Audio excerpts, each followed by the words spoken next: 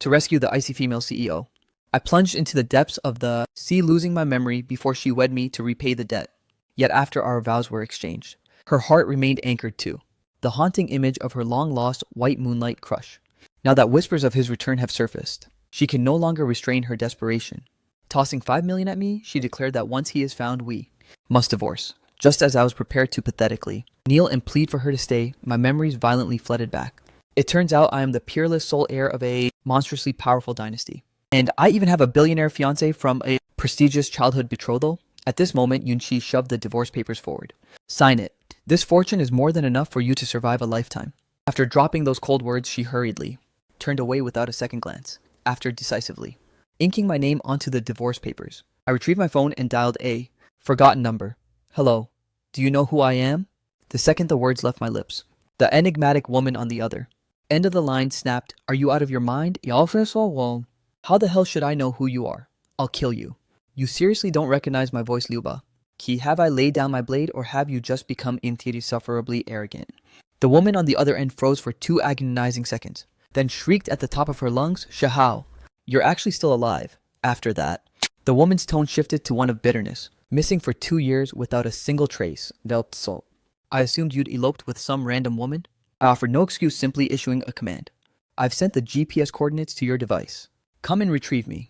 Early the following morning, as I stepped out of the villa, a diamond-encrusted Ferrari screeched to a halt, dazzlingly opulent.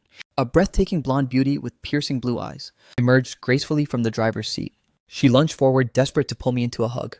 But I coldly shoved her aside and moved toward the car door. Liubachi stomped her foot in pure grievance. You heartless bastard! I caught a red-eye flight from America the moment you called, and yet you treat me with such coldness. I spared her a glance and spoke in an icy flat tone. After speaking, I looked back at the place I had called home for 2 years. I don't belong in this world. Just as Yunqi never truly belonged to me during these 2 hollow years, spent acting as her pathetic punching bag to vent her simmering rage, but now that my memory has finally been restored, I must investigate and unmask the mastermind who framed me. The one responsible for my near-fatal injury and amnesia. 2 intense days later, Sai returned to the villa, immediately retreating upstairs to lock herself in the bedroom. The intelligence was faulty. That man wasn't her white moonlight crush at all, making her entire journey a futile waste of time. At that precise moment, the servant knocked and entered to present the divorce papers. Mr. has already signed and departed. When he left, he didn't take a single possession with him. Not even the bank card you provided. Yunqi's brow furrowed. This man lacks any survival skills, and he's currently penniless. He's likely just playing a desperate pity card to gain my sympathy. The cold-hearted Yunqi resolved to finalize the divorce proceedings immediately, to avoid any further complications. Just as the servant exited, Assistant Yangqi strode in. Miss Yun regarding Mr. Shu's. How, he has resurfaced. Yun. Xi's face twisted with pure disgust. I knew that Parasite wouldn't let go of this marriage so easily. However, Yangqi shook his head solemnly and said, Impossible, the paparazzi captured footage of Mr. Shot with the foreign tycoon heiress Liu Bachi, entering a hotel overnight, and they haven't been seen since. Yunqi's expression instantly darkened. He's actually acquainted with a powerhouse like Liu Ba. No wonder he snubbed the payout I offered. Turns out he's already secured a new nest to hide in. Yunqi's mood was already sour, and now she was reaching a boiling point of irritation. Seeking a distraction, she called her best friend, Shen Wanning, to invite her to a high-end bar. Meanwhile, elsewhere, in the city that never sleeps, the capital, looking at the lineup of stunning, long-legged women standing in a perfect row before me, the corner of my mouth curled into a smirk of satisfaction. Liu Ba. Qi was in the VIP suite upstairs finalizing a business deal, fearing I'd be bored during the wait. She called in some elite company to entertain me. I swirled my vintage wine glass and asked the girls, How old are you all this year? The beauties surrounding me burst into melodic laughter.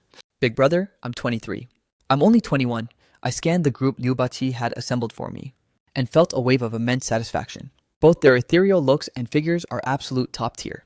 Not inferior in the slightest to a woman like Yunqi. If she could coldly discard me for the sake of her elusive white moonlight, then why shouldn't I indulge in a hedonistic carefree existence? I smirked and whispered to the beauty nestled beside me. Drink with me, if you keep me entertained. I'll gift you a luxury supercar. Hearing that, the young beauty immediately poured the vintage wine and pressed closer to me. Big brother, allow me to toast you. Witnessing my staggering generosity, every girl present enthusiastically swarmed me with toasts, using every seductive trick in their arsenal to please me. Simultaneously, in the elite VIP lounge upstairs, Yunqi was drowning her frustrations with Shen Wanning. Shen Wanning suddenly spoke up to caution her. Yunxi, you've been hunting for him for so many years now. It's probably time to let go. Yunxi had been obsessively searching for that man for 5 long years. Even on the very lawless dark web, she had posted a staggering $30 million bounty. Yet there was still no trace of him. Yunxi's terrifying capability is a fact well known to Shen Wanning. If she hasn't uncovered a lead in all this time, there's a high probability he's no longer among the living. But those grim words were something Shen Wanning didn't dare utter to her face. Yunxi remained deathly silent, draining the amber liquid in her glass in one swift motion. Shen Wanning knew her friend's stubborn temperament all too well, so she didn't press the issue and instead pivoted. The conversation asking, did Shihao actually agree to the divorce? Everyone in their circle knew that a mere 2 years ago Shihao had fallen pathetically head over heels for Yunxi before the wedding. He clung to her every waking moment, pursuing her with desperate, unrelenting devotion. Later, because Yunxi was suffocating under the pressure to marry, she used me as a shield and registered our marriage. I exhausted every effort to earn a single smile from her. He had essentially ripped out his own heart just to offer it to her, for Shihao to love Yunxi that intensely. How could he possibly walk away so effortlessly? Something bizarre must be happening behind the scenes. Yun. She suddenly recalled the scandalous report of me and Liu Ba, Qi disappearing into that hotel together, and her expression instantly turned glacial at that precise moment. Shen Wanning pointed in sheer shock down toward the main floor. That mysterious man, down there, why does he look exactly like Shihao? Shen Wanning rubbed her eyes in disbelief, pausing for a heartbeat. Wait, this can't be right. How could that loser Shihao be this breathtakingly handsome? Hearing those words, Yunxi narrowed her eyes and peered toward the direction her friend was pointing. At the center of a VIP table, a swarm of young, stunning girls were completely fawning over a single man. The man lounging on the sofa had his long legs propped casually on the edge of the mahogany table, leisurely swirling a glass of expensive red wine. His entire silhouette radiated a lazy yet unmistakably noble aura. A girl enthusiastically poured another glass for me as I slightly tilted my chin and flashed her a dangerously charming smirk. Yunxi locked eyes with the man downstairs, and for a moment her heart skipped a violent beat. Could this really be Shihao? Shen Wanning double-checked repeatedly to ensure her eyes weren't playing tricks, staring with her jaw practically on the floor in sheer shock. Impossible. Is that actually him? Yaixie? He's literally swamped by beauties. His magnetic charm. It's absolutely off the charts. Yunxi glared at me, her beautiful eyes clouded with a layer of glacial frost. This man was already caught on camera entering a hotel with Liu Baqi, which was bad enough, but now he has the audacity to openly fool around in public. Shihao, you truly are a piece of work. I was occupied, flirting and laughing with the young girls when I suddenly sensed a sharp, piercing gaze boring holes into the back of my head. I turned my head to investigate and spotted a familiar figure marching toward me. My eyes flickered with recognition as I intentionally widened my playful smirk. Yunxi shoved through the crowd and loomed over me, the ink on. Those divorce papers is barely dry and you're already out here acting like a dog. Shihao, are you truly that pathetic? I leaned back into the plush sofa. They say that life is fleeting, so naturally a man must seize every drop of pleasure he can find. Yunxi stared down at me from her high horse, her expression a mask of cold fury. Shen Wanning hissed from behind her. Yunxi, did the trauma of you dumping him finally snap his last brain cell? I chuckled. Miss Shen, you hit the nail right on the head. I spread my arms and draped them arrogantly over the shoulders of the two beauties at my sides. Why should I ignore the beauty of the entire forest just for the sake of one? Miserable, cold-hearted woman. Shen Wanning looked absolutely floored. Did he seriously just call Yunxi such a pathetic woman? Is this even the same pathetic Shihao she once knew? Yunxi glared at me as I lounged with a beauty on each arm. Her expression was twisted and unsightly to the extreme. In this moment, it's as if I've transformed into a completely different man. I met her piercing gaze, and within my eyes shimmered a blatant spark of provocation. What's the matter? Does Miss Yun believe I'm mistaken to you? I have to admit, this woman's striking face is truly in a league of its own. Her entire silhouette radiates an untouchable, forbidden aura. She continued to shadow me with her gaze, her eyes flashing with an indescribable, lethal danger. Just then, a bloated, obese man, stumbling in a drunken stupor, lurched toward my table. Two goddesses fighting over one scrawny brat. Why not crawl into my arms instead? I'll cherish you. Yunxi spared him a fleeting glance, furrowed her brow, and took several steps back in disgust. The greaseball stomped toward me and roughly shoved the beauty at my side away. What's so special about this? Weak little brat anyway. I could send him flying with a single slap immediately after. A filthy, greasy hand lunged toward me. A flicker of cold killing intent ignited in my eyes, seeing that this creep's fingers were about to defile my collar. The very next second I delivered a resounding bone-shattering slap to his face. The fat bastard let out a pathetic guttural scream and collapsed onto the floor. You little trash, you dare. I followed up with a brutal kick straight to his gut, launching his massive frame several meters through the air. The fat guy's bodyguards witnessed the assault and charged toward me in a frantic, coordinated swarm. The depths of my pupils were tinged with a flicker of savage excitement. I lunged forward to intercept them, neutralizing one with every clinical punch. The entire execution took less than 10 seconds. 4 or 5 elite bodyguards were now broken and sprawled across the tiles. After nonchalantly brushing the dust off my sleeves, I sank back into the plush sofa and leisurely savored my vintage wine. Shenhua Ning, standing paralyzed nearby, pointed a trembling finger at me, her face a mask of pure disbelief. Shahao, how are you such a monster at fighting? No, wait. He seemed like such a frail scholar before, so why is his combat prowess maxed out? Like this, was that entire scholarly persona just a clever facade? Yunxi kept her eyes locked onto me. The icy frost in her gaze gradually dissolved and her crimson lip curled into a dark, intrigued smile. This pathetic ex-husband of hers is proving to be far more intriguing than she ever imagined. Wedded for 2 long years, he was nothing but a submissive puppet constantly obeying every whim, yet the second we split his persona shifts entirely. Moreover, those combat maneuvers he just executed, why do they look so hauntingly familiar, Yun? Guy narrowed her eyes, a shadow of suspicion beginning to flicker within her piercing gaze. Noticing that the beauties from before had all recoiled in fear, I beckoned with a finger and teased with a smirk. Why so distant all of a sudden? Get back over here and serve me another drink. Just as the girls were about to reclaim their seats, a lethal razor-sharp gaze suddenly locked onto them. It was Yunxi's glacial stare, striking such terror into the girls that their legs turned to jelly as they immediately bolted for the exit. Yunxi, the prestigious eldest miss of the capital's Yun family, offending.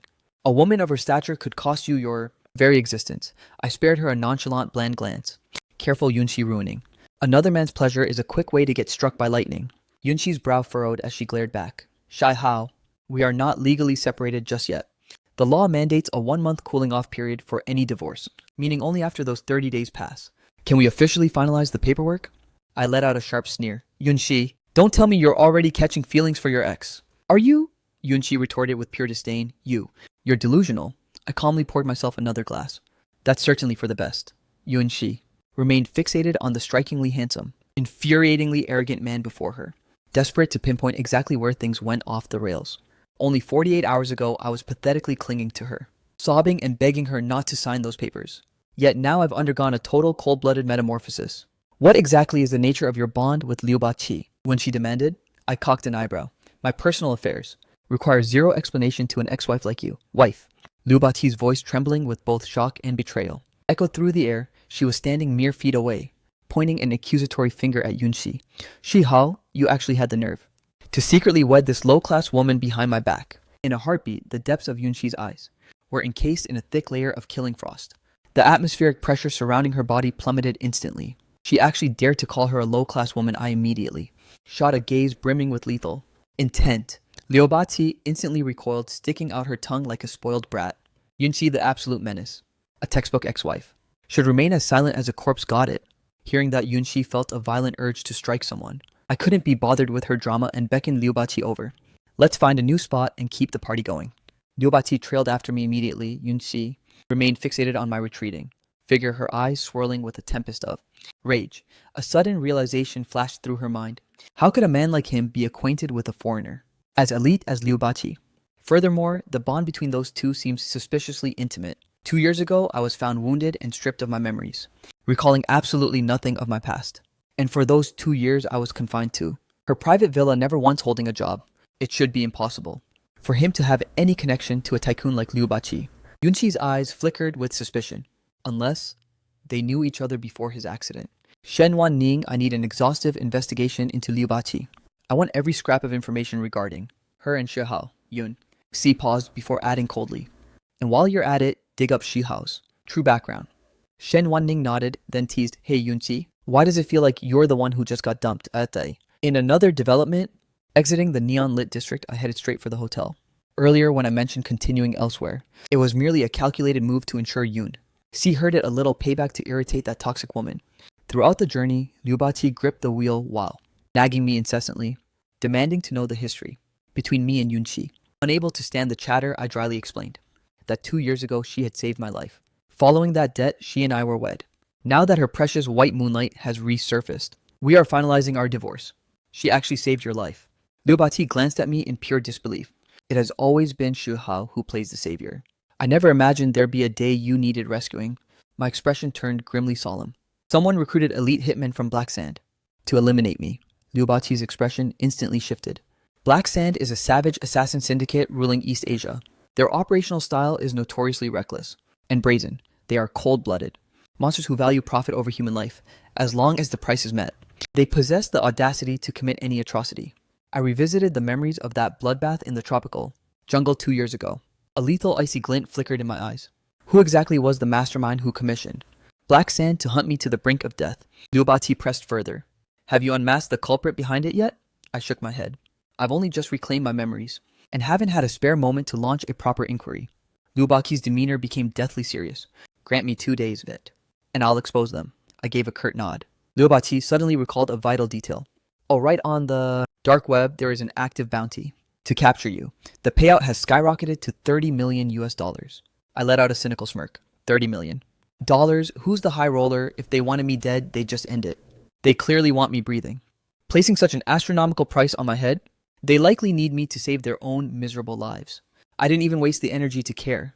The internet is flooded with target posts about me, but almost nobody has the guts to accept the contract. Back at the hotel, I finished my shower and settled in to rest. Abruptly, an incredibly critical matter surfaced in my mind. My ancestral jade pendant is still in Yunxi's possession. 2 years ago, when I wed Yunxi, I handed her that pendant as a symbolic wedding gift. At the time, I was oblivious to its true weight. Now that my past has returned, I am plagued by regret. How could I have been so reckless to surrender such a priceless relic so casually? Without it, my future maneuvers will be hindered by massive obstacles. I must reclaim it no matter the cost. The following morning, Shen Wan Ning arrived at the Yun group early to locate Yun. See, every scrap of data on Shi Hao that I could possibly unearth is compiled right here. Yun Xi opened the folder presented to her. Inside were only a few sparse cryptic lines of text. Is this the extent of it?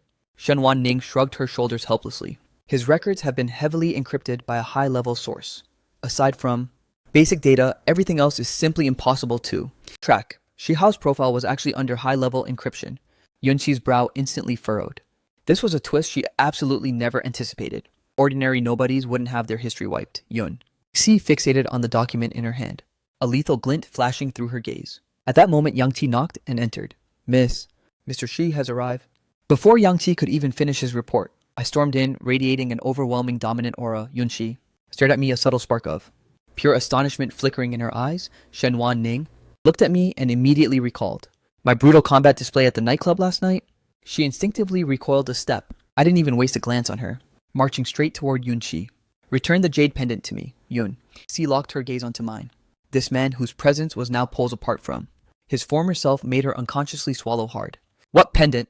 I let out a sharp scoff. I knew immediately that she had completely forgotten. I recall when I first presented her with that relic. She didn't even bother to give it a second look, tossing it onto the table like it was trash. On the day we wed, I entrusted you with that jade pendant.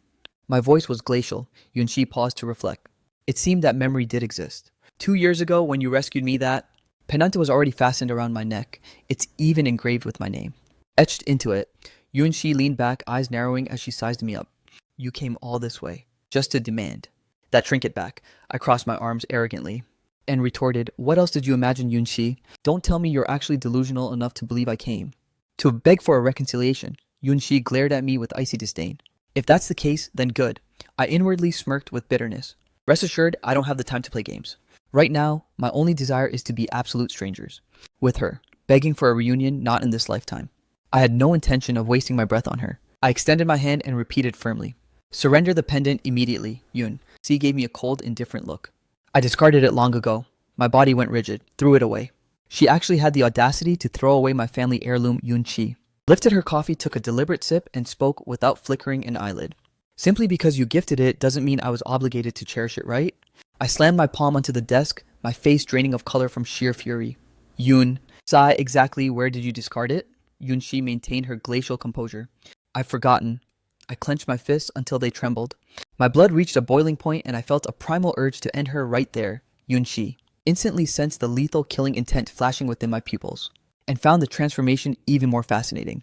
In 2 years of matrimony, this was the very first time she had witnessed me in such a feral rage. We remained locked in a suffocating, silent standoff. After a tense beat, I suddenly erupted into a sharp, bitter laugh. Yunxi, I'm giving you exactly 10 days. If you fail to recover my jade pendant, I will personally march to court and revoke the petition for divorce during this mandatory 1-month mediation window. If even one party refuses to proceed with the separation, they can visit the Civil Affairs Bureau at any time to kill the application. Yunxi's posture stiffened, her expression instantly turning lethal. She was certain this. Men would never let go of this marriage without a fight. What jade pendant, she thought. This is clearly just a pathetic excuse he concocted in advance. My smirk only grew more predatory. As long as I withhold my consent, your precious white moonlight. Crush will be nothing more than a scandalous homewrecker who can never show his face in high society. Yunxi bored her cold eyes into mine, stood up and stalked toward me. Shihao listened to me very carefully. I am absolutely, definitively ending this marriage. I offered a faint mocking smile. Then you'd better hurry and locate that pendant for me. If you fail, I'll make the entire Yun group pay a devastating price, Yunxi. This is the one and only mercy I'm granting you. After dropping the ultimatum, I burned her with a final warning look and decisively turned my back to leave. The moment I stepped out of the executive office, I locked eyes with a man sporting flashy blonde hair, striding toward me, Song Nanzi, the arrogant eldest heir of the prestigious Song family, one of Yunxi's most obsessive and relentless suitors. Ever since Yunxi and I tied the knot, he's hounded me countless times to stir up trouble. Song Nanzi spotted me emerging from Yunxi's private sanctum. Initially, he seemed slightly taken aback, then immediately shoved a finger in my face and bellowed, "What the hell are you doing here?" "What the hell does that have to do with you?" I snapped back with ice. In the past, because I was desperate to please Yun. See, I had kept my true nature firmly under wraps, striving to play the role of the obedient, submissive husband. Whenever Song Nanzi came looking for trouble, I would silently endure the humiliation or simply retreat. But now I have zero intention of holding back. Song Nanzi never expected a weak, pathetic pushover, someone like me, to have the guts to snap back, his face contorted with fury. Shihao, you loser, Yunxi has already kicked you to the curb.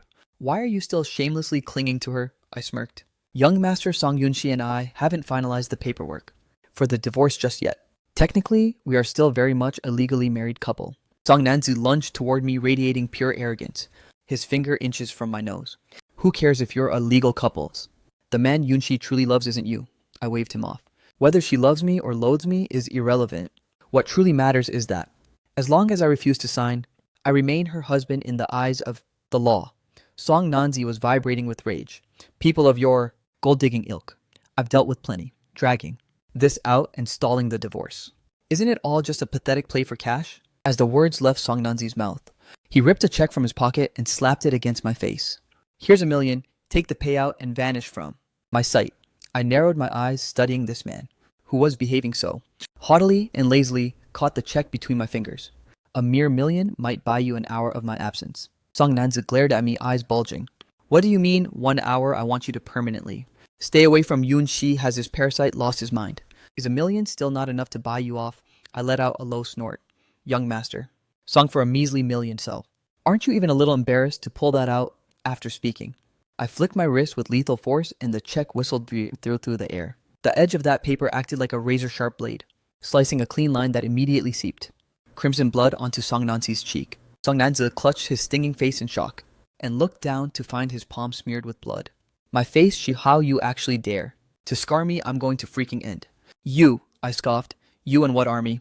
2 years ago, a pack of rabid dogs who were professionally trained to kill in the jungle. In the tropics, couldn't even put me down, let alone a clown like him. Song Nanzi was utterly driven, beyond insanity, and lunged, putting every ounce of his strength into a slap.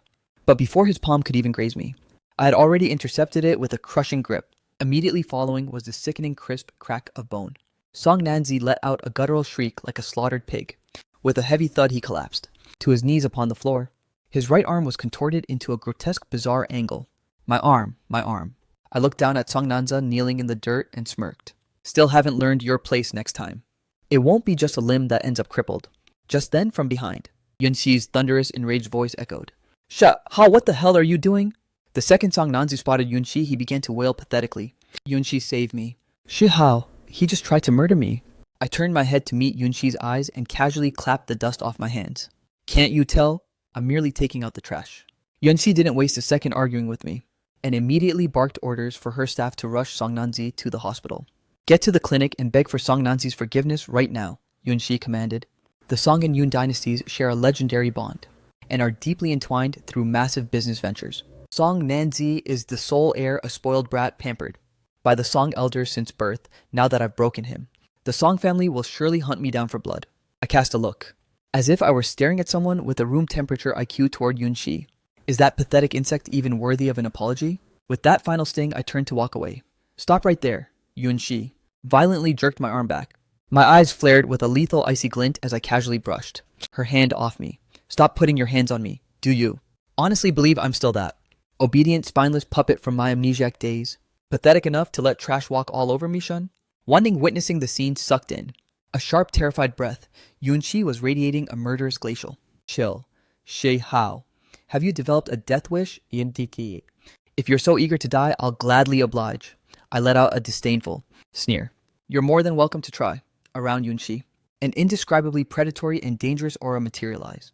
Don't think for a second that just because Liu Ba Qi is acting as your shield, I'll be too afraid to strike. I smirked. So just because someone has my back, you're suddenly catching feelings, Yunxi. She choked on her own words. She doesn't love me, so why would she be jealous? Yet she couldn't deny the suffocating knot tightening in her chest.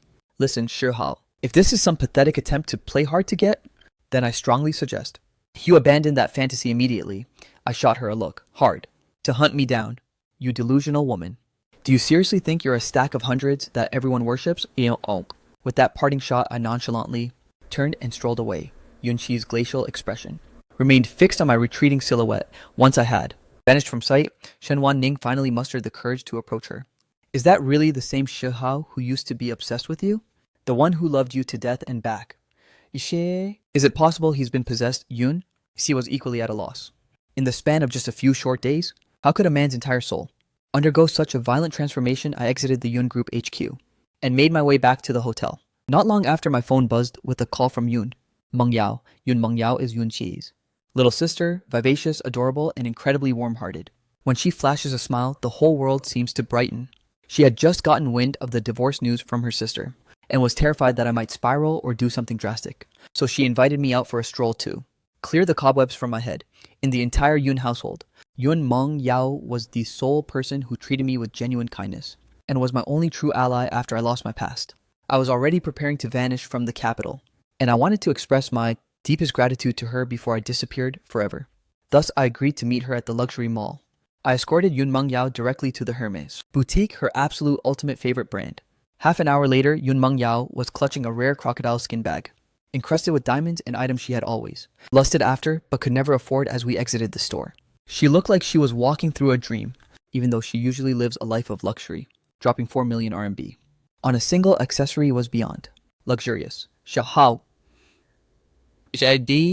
are you actually serious about gifting me this? Yun Mengyao stared at the bag in her hands that was worth more than an apartment, finding the reality of it impossible to process.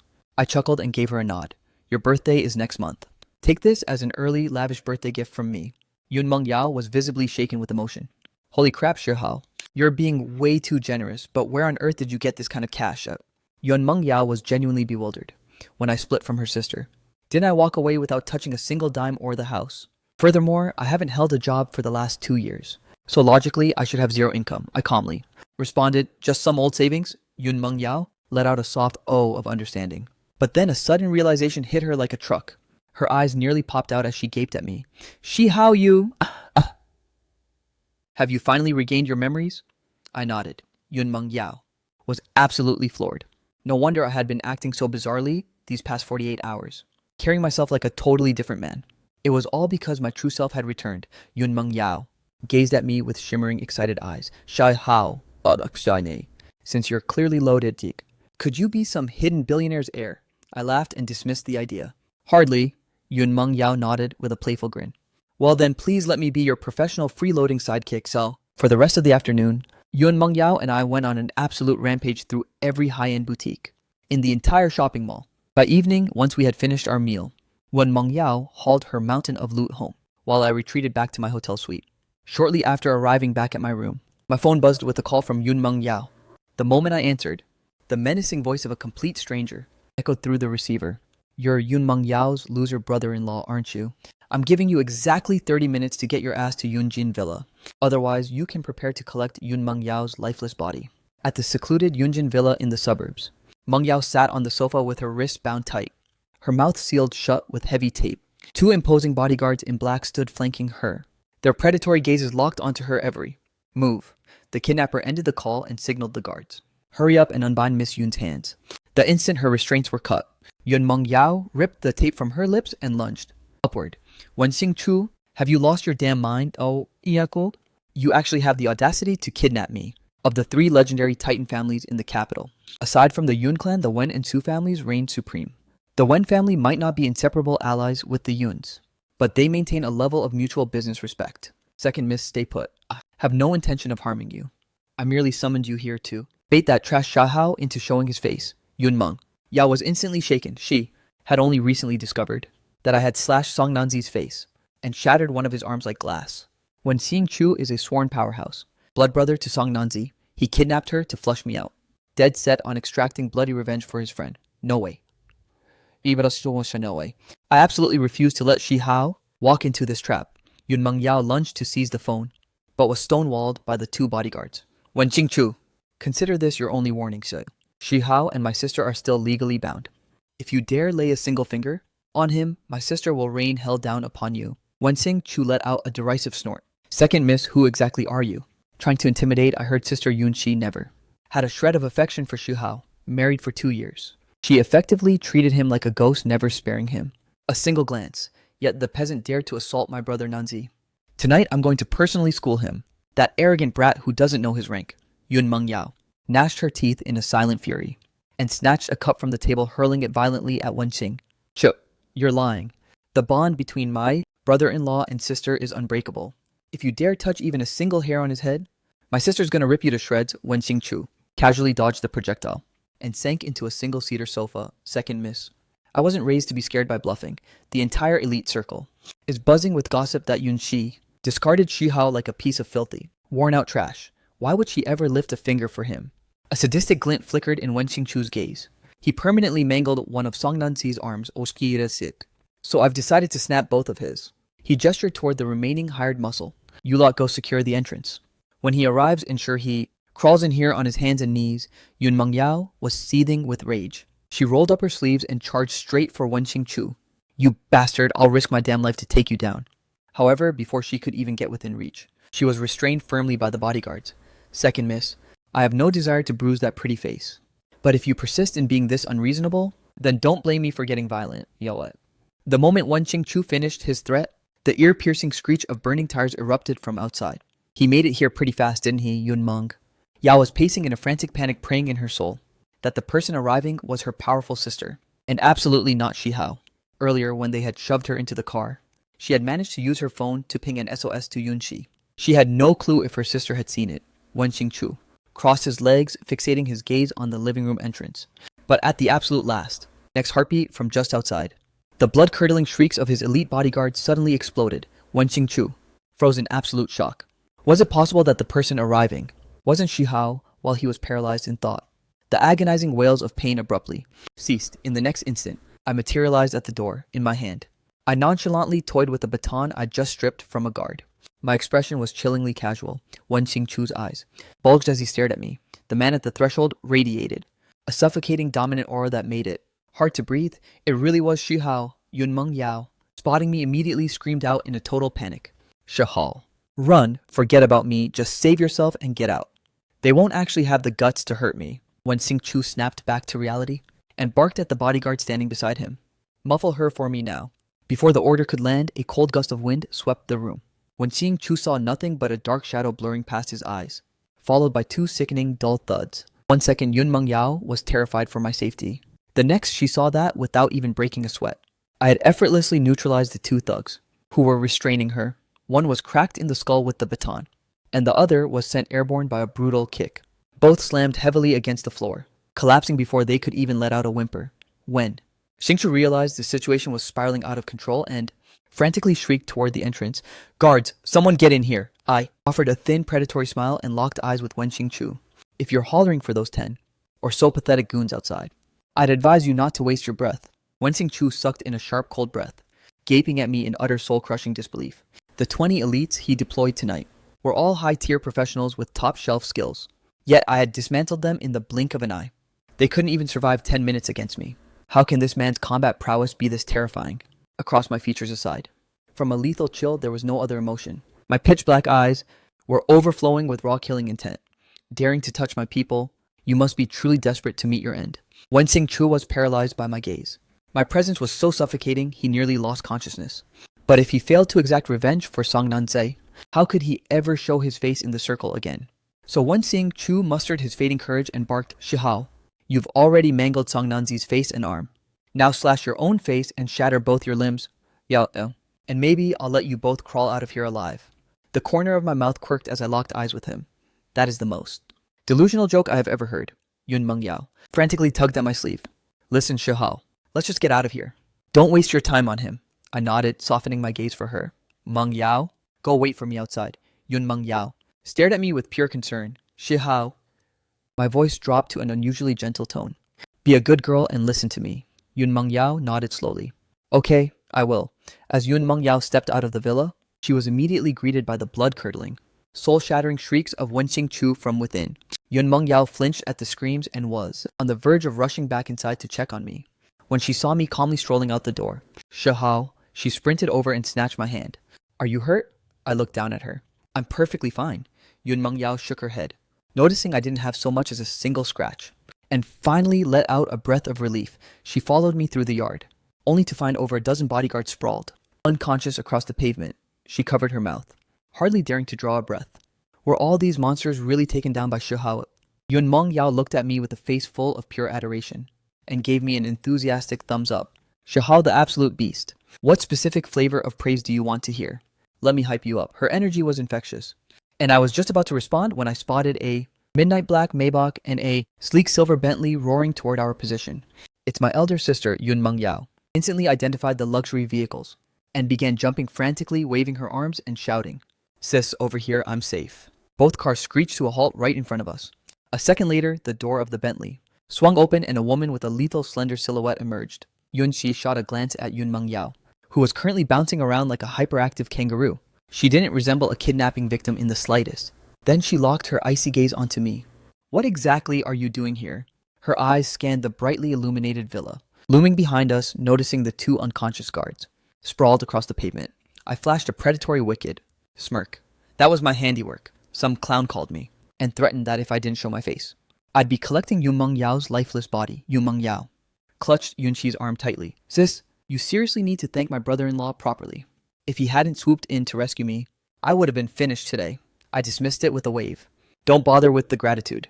The truth is, those thugs were using her as bait to get to me," just as the words left my mouth. The passenger from the Maybach stepped into the light, a woman roughly Yun Shi's age, radiating an almost ethereal beauty. Miss Meng Yao and Mr. Shi must have been through a nightmare. When Shu Nian shifted her focus toward Yun Meng Yao and myself, offering a subtle nod, Yun Meng Yao responded with a haughty huff. Despite sharing the same bloodline, Wen Shu Nian, the family's eldest, possessed far more grace than her brother. Wen Shu Nian's eyes narrowed at the beaten guards by the entrance, and she coldly remarked, "That brainless fool truly doesn't know his place, having the audacity to abduct Yun Shi's flesh and blood. He's practically begging for a funeral." Wen Shu Nian's lead assistant bowed and scrambled into the residence at top speed. Moments later, she came racing back out, face pale. "Eldest miss the second young master. Something is terribly wrong." Wen Shu Nian's composure flickered for a fraction of a second. Her finger. "The second young master's left pinky has been severed. He's completely blacked out." Wen Shu Nian's face instantly drained of all color. Yun Shi stood there, paralyzed, her gaze reflexively snapping toward me. Wen Shu Nian's eyes also locked onto mine. "You were the one." I shot her a glance, my tone dripping with pure arrogance. "It was me." Taking just one finger was an act of extreme mercy. Yun Meng Yao stared at me, her jaw dropping in shock. "I actually sliced off Wen Xing Chu's pinky finger. No wonder he insisted I wait outside earlier. He was protecting me from the carnage, wasn't he?" "God, Shihao, why do you have to be so charmingly lethal?" When Shu Nian white-knuckled her fist, drilling her gaze into me. Though we had never crossed paths until tonight, she had certainly heard the whispers. Rumor had it that Yun Shi's husband was a spineless coward, whom anyone could use as a doormat. But now this supposedly pathetic loser had mutilated her younger brother without blinking. "Yun Shi, this husband of yours, I cut Wen Shu Nian off mid-sentence and spared a glance for Yun Shi. "She and I are currently total strangers with zero connection." "Shihao," Yun Shi hissed through gritted teeth. Was this man really that desperate to sever every single tie? Between them, Yun Mengyao stole a look at her own sister's expression. Wasn't she the one who demanded the divorce in the first place? Why does she look like the one who just got brutally dumped? It's honestly mind-boggling. I ignored Yunxi entirely, having zero interest in further drama. I spoke with a chillingly calm voice. Miss Wen, if you're itching for payback for your brother, I'm ready to dance whenever you are. But here's a friendly word of advice. You'd better bring a small army next time. After dropping that, I slid into the sports car parked at the curb. I buried the accelerator into the floor. The engine roared as the car launched forward like a guided missile. By the time Yun Mengyao could even blink, the red taillights were already vanishing into the night. Yun Mengyao was so hyped, she looked ready to explode. Sis, I'm serious. Xia Hao was on some absolute main character energy tonight.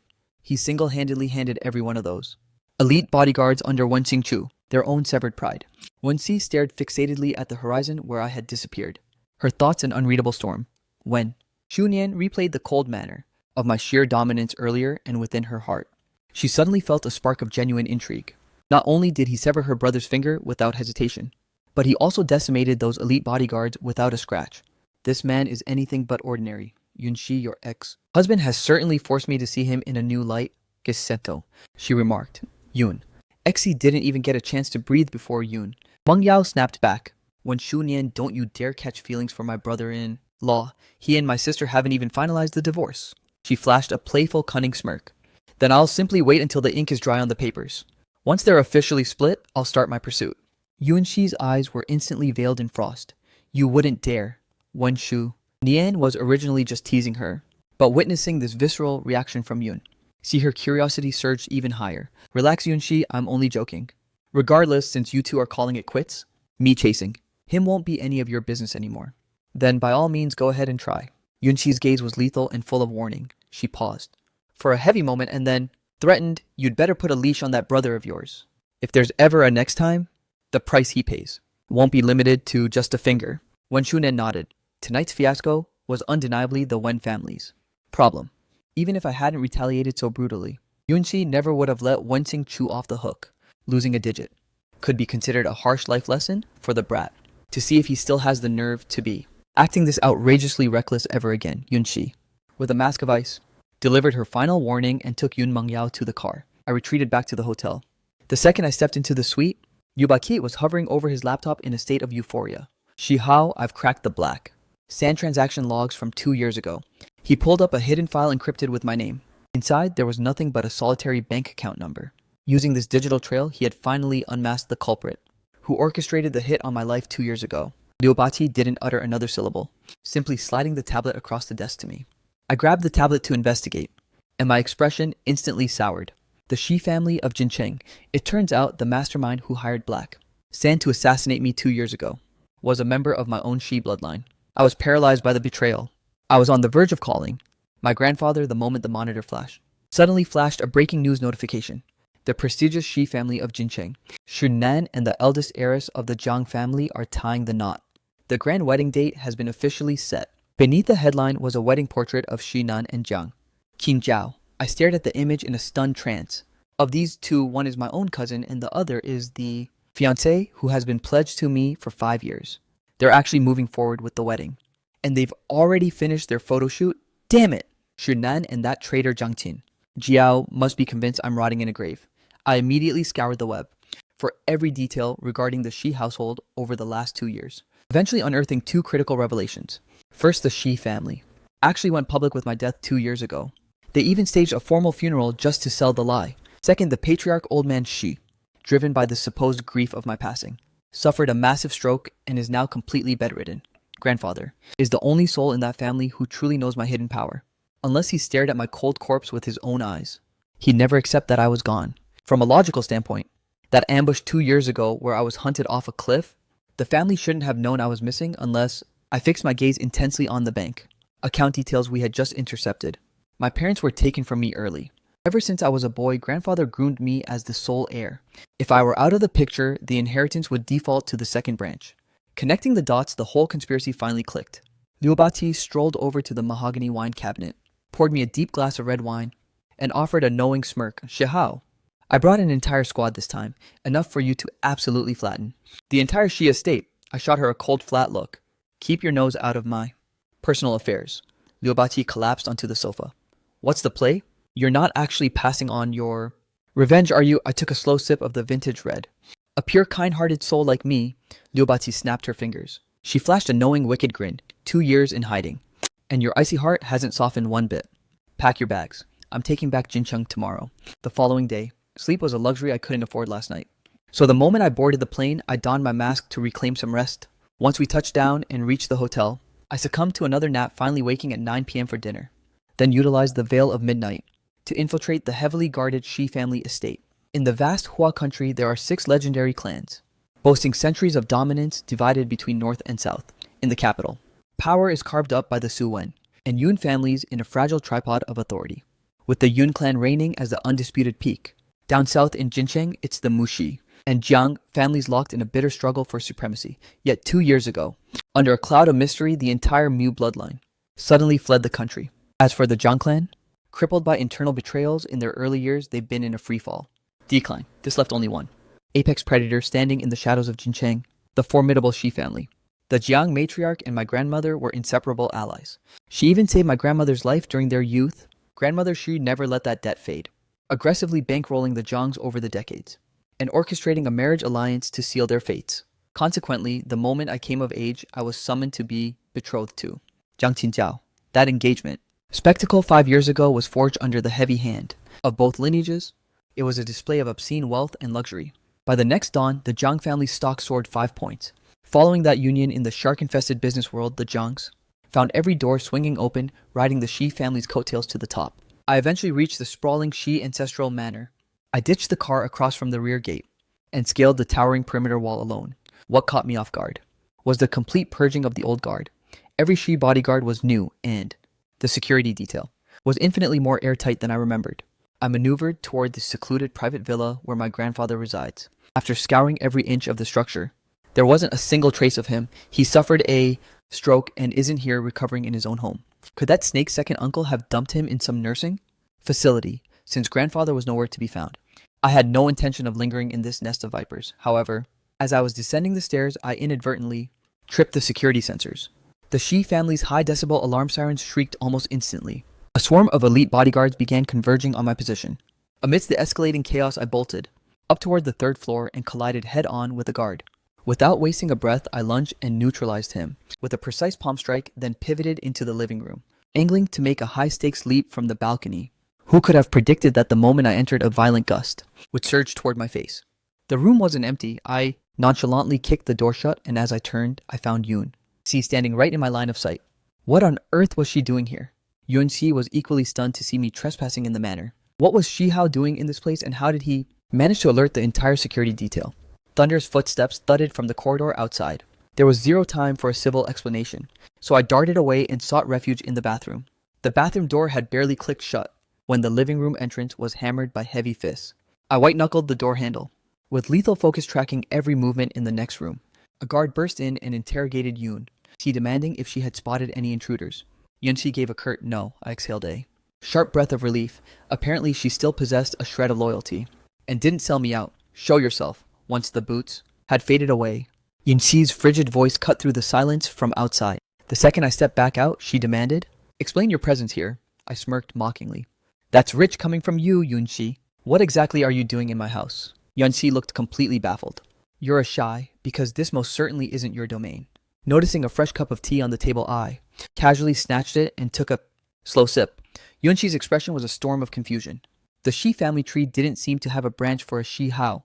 If he truly belonged to the main house, the security guards would have known his face the second he stepped on the property. I slammed the empty porcelain down. Whether I belong or not is a truth you'll face soon enough. For the moment, I needed the Shi family to remain convinced that my corpse was still rotting at the bottom of that cliff. I moved toward the window to scout my escape route, but after only 2 strides, my strength evaporated and my legs gave out. Yun Xi assumed I was wounded and lunged forward to steady me. I glanced up, my face burning with a feverish, unnatural crimson. Yun Xi's entire body went rigid, suddenly recalling the glass of juice I had just drained. That was the specific drink Shinan's cousin had delivered. Damn it, that bastard actually had the nerve to spike it. I clawed messily at my suffocating collar, my final shred of sanity being incinerated by the internal heat. I couldn't resist lunging toward Yun Xi. Yun Xi's jaw clenched in a tight line. She intercepted my wandering hands. "Shi Hao, hold it together." But in the very next heartbeat, I had already claimed her lips. The blood in Yunxi's veins instantly reached a boiling point with a suffocating intensity. Her heart thundered wildly against her ribs. This sensation was hauntingly familiar. Just like that fateful night 5 years ago, Yunxi stared at me with eyes ablaze. Could he really be the one? I spiraled down into a suffocating nightmare. In the dream, I was back in that rainy night 5 years ago. Back then, I was volunteering for humanitarian aid in South Africa. Terrorists launched a brutal raid on the hospital. I was abducted. My vision was completely blacked out. No matter how desperately I pleaded, that woman refused to grant me mercy. In the dim light of the early morning, the moment I forced my eyes open, I saw Yoon. Sai lying directly beside me. I was paralyzed. We've been legally wed for 2 whole years, and she wouldn't even tolerate a handhold. Why now? Dragging my scattered thoughts back to the present. The events of the previous night suddenly turned into crystal shards, clear in my mind. I had been drugged, and I had shamelessly used Yoon. She as my physical antidote. Noticing Yunxi's eyelids beside me twitching slightly, signaling she was about to stir. I immediately moved with the speed of a predator, delivering a precise hand chop to the side of her neck. Yunxi had barely opened her eyes before I plunged her back into darkness. I immediately exhaled a jagged breath of relief, slipped out from under the covers. And while the world was still cloaked in pre-dawn shadows, I vanished from the Shi estate, not long after my silent departure. Yunxi regained consciousness. She sat bolt upright in bed. There was no longer a single trace of me left in the room. If not for the crimson stains on the chaotic bed sheets, and the deep crimson scratches clearly etched into her shoulders, she would have doubted that anything occurring last night was actually real. Yunxi massaged her throbbing, aching neck, a flash of lethal coldness flickering in her eyes. That absolute bastard! After taking her body, he actually had the audacity to knock her unconscious. Her phone suddenly buzzed with 2 vibrations. Yunxi snatched up the device and discovered a notification for a message I had sent. As she opened it to investigate, her gaze instantly turned bone-chillingly icy. I had transferred a measly 9.9 RMB to her account, along with a biting caption 1-star review. Yunxi stared at the pathetic transfer amount. This 9.9 RMB made her entire being radiate a murderous, violent chill. What exactly does this man take her for? And that remark is a blatant calculated insult to her pride. Yunxi white-knuckled her phone. She Hao, you'd better pray our paths never cross again.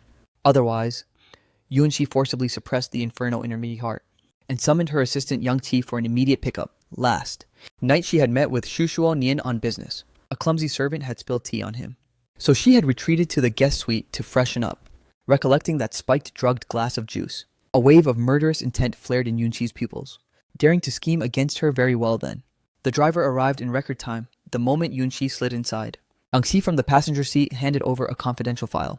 Miss, as you ordered, I dug into Liu Baqi's background, but inexplicably I couldn't unearth even a single link between her and Xu Hao. Yun Xi snatched the document, flipping through the pages with a face cold as granite. Their dynamic is definitely far from ordinary, given Liu Baqi's elite status and power. It's logically impossible for her to be that submissive to him. Yun, now dwelling on the stinging possibility that Liu Baqi and I might be secret lovers, felt a surge of internal agitation. Xu Hao, that enigma. Just how many secrets is he bearing from her? And what is the true nature of his connection to the prestigious Shi family? Then there was the chaos of last night. Yunxi rubbed her temples, grabbed her phone, and dialed me directly. The line rang with a hollow tone for an eternity, before someone finally answered the call. My exhausted, groggy voice drifted from the receiver. It was clear I hadn't fully emerged from sleep before Yunxi could utter a word. In the very next heartbeat, she caught Liu Baqi's seductive voice filtering through the receiver. Shai Hao, who's calling Yun? She white-knuckled her phone, a volcano of fury erupting in her chest. It's the crack of dawn, so why on earth is Liu Baqi with Xi Hao? Were they entangled together all night? Meanwhile, on the other side, recognizing Yunxi's voice, I instantly terminated the call. Yunxi frantically dialed back, but the line was suddenly dead. I had already blacklisted her number. Fine, Xu Hao, have it your way. You really think I'm powerless against you? Yunxi bit, her crimson lip, her alluring mouth twisting into a lethal smirk. Back at the hotel, Liu Baqi hovered by the bedside, wearing a taunting grin as she watched me. Hang up. I shot her a warning glare. What about the intel I ordered you to dig up? Got it. Elder Shai is currently being held at a nursing facility in the outskirts. I gave a curt nod, swapped my clothes, and vanished out the door. Upon reaching this secluded location, I realized there was a heavy security detail guarding Grandpa's ward. Exploiting a blind spot, I ghosted into the doctor's office.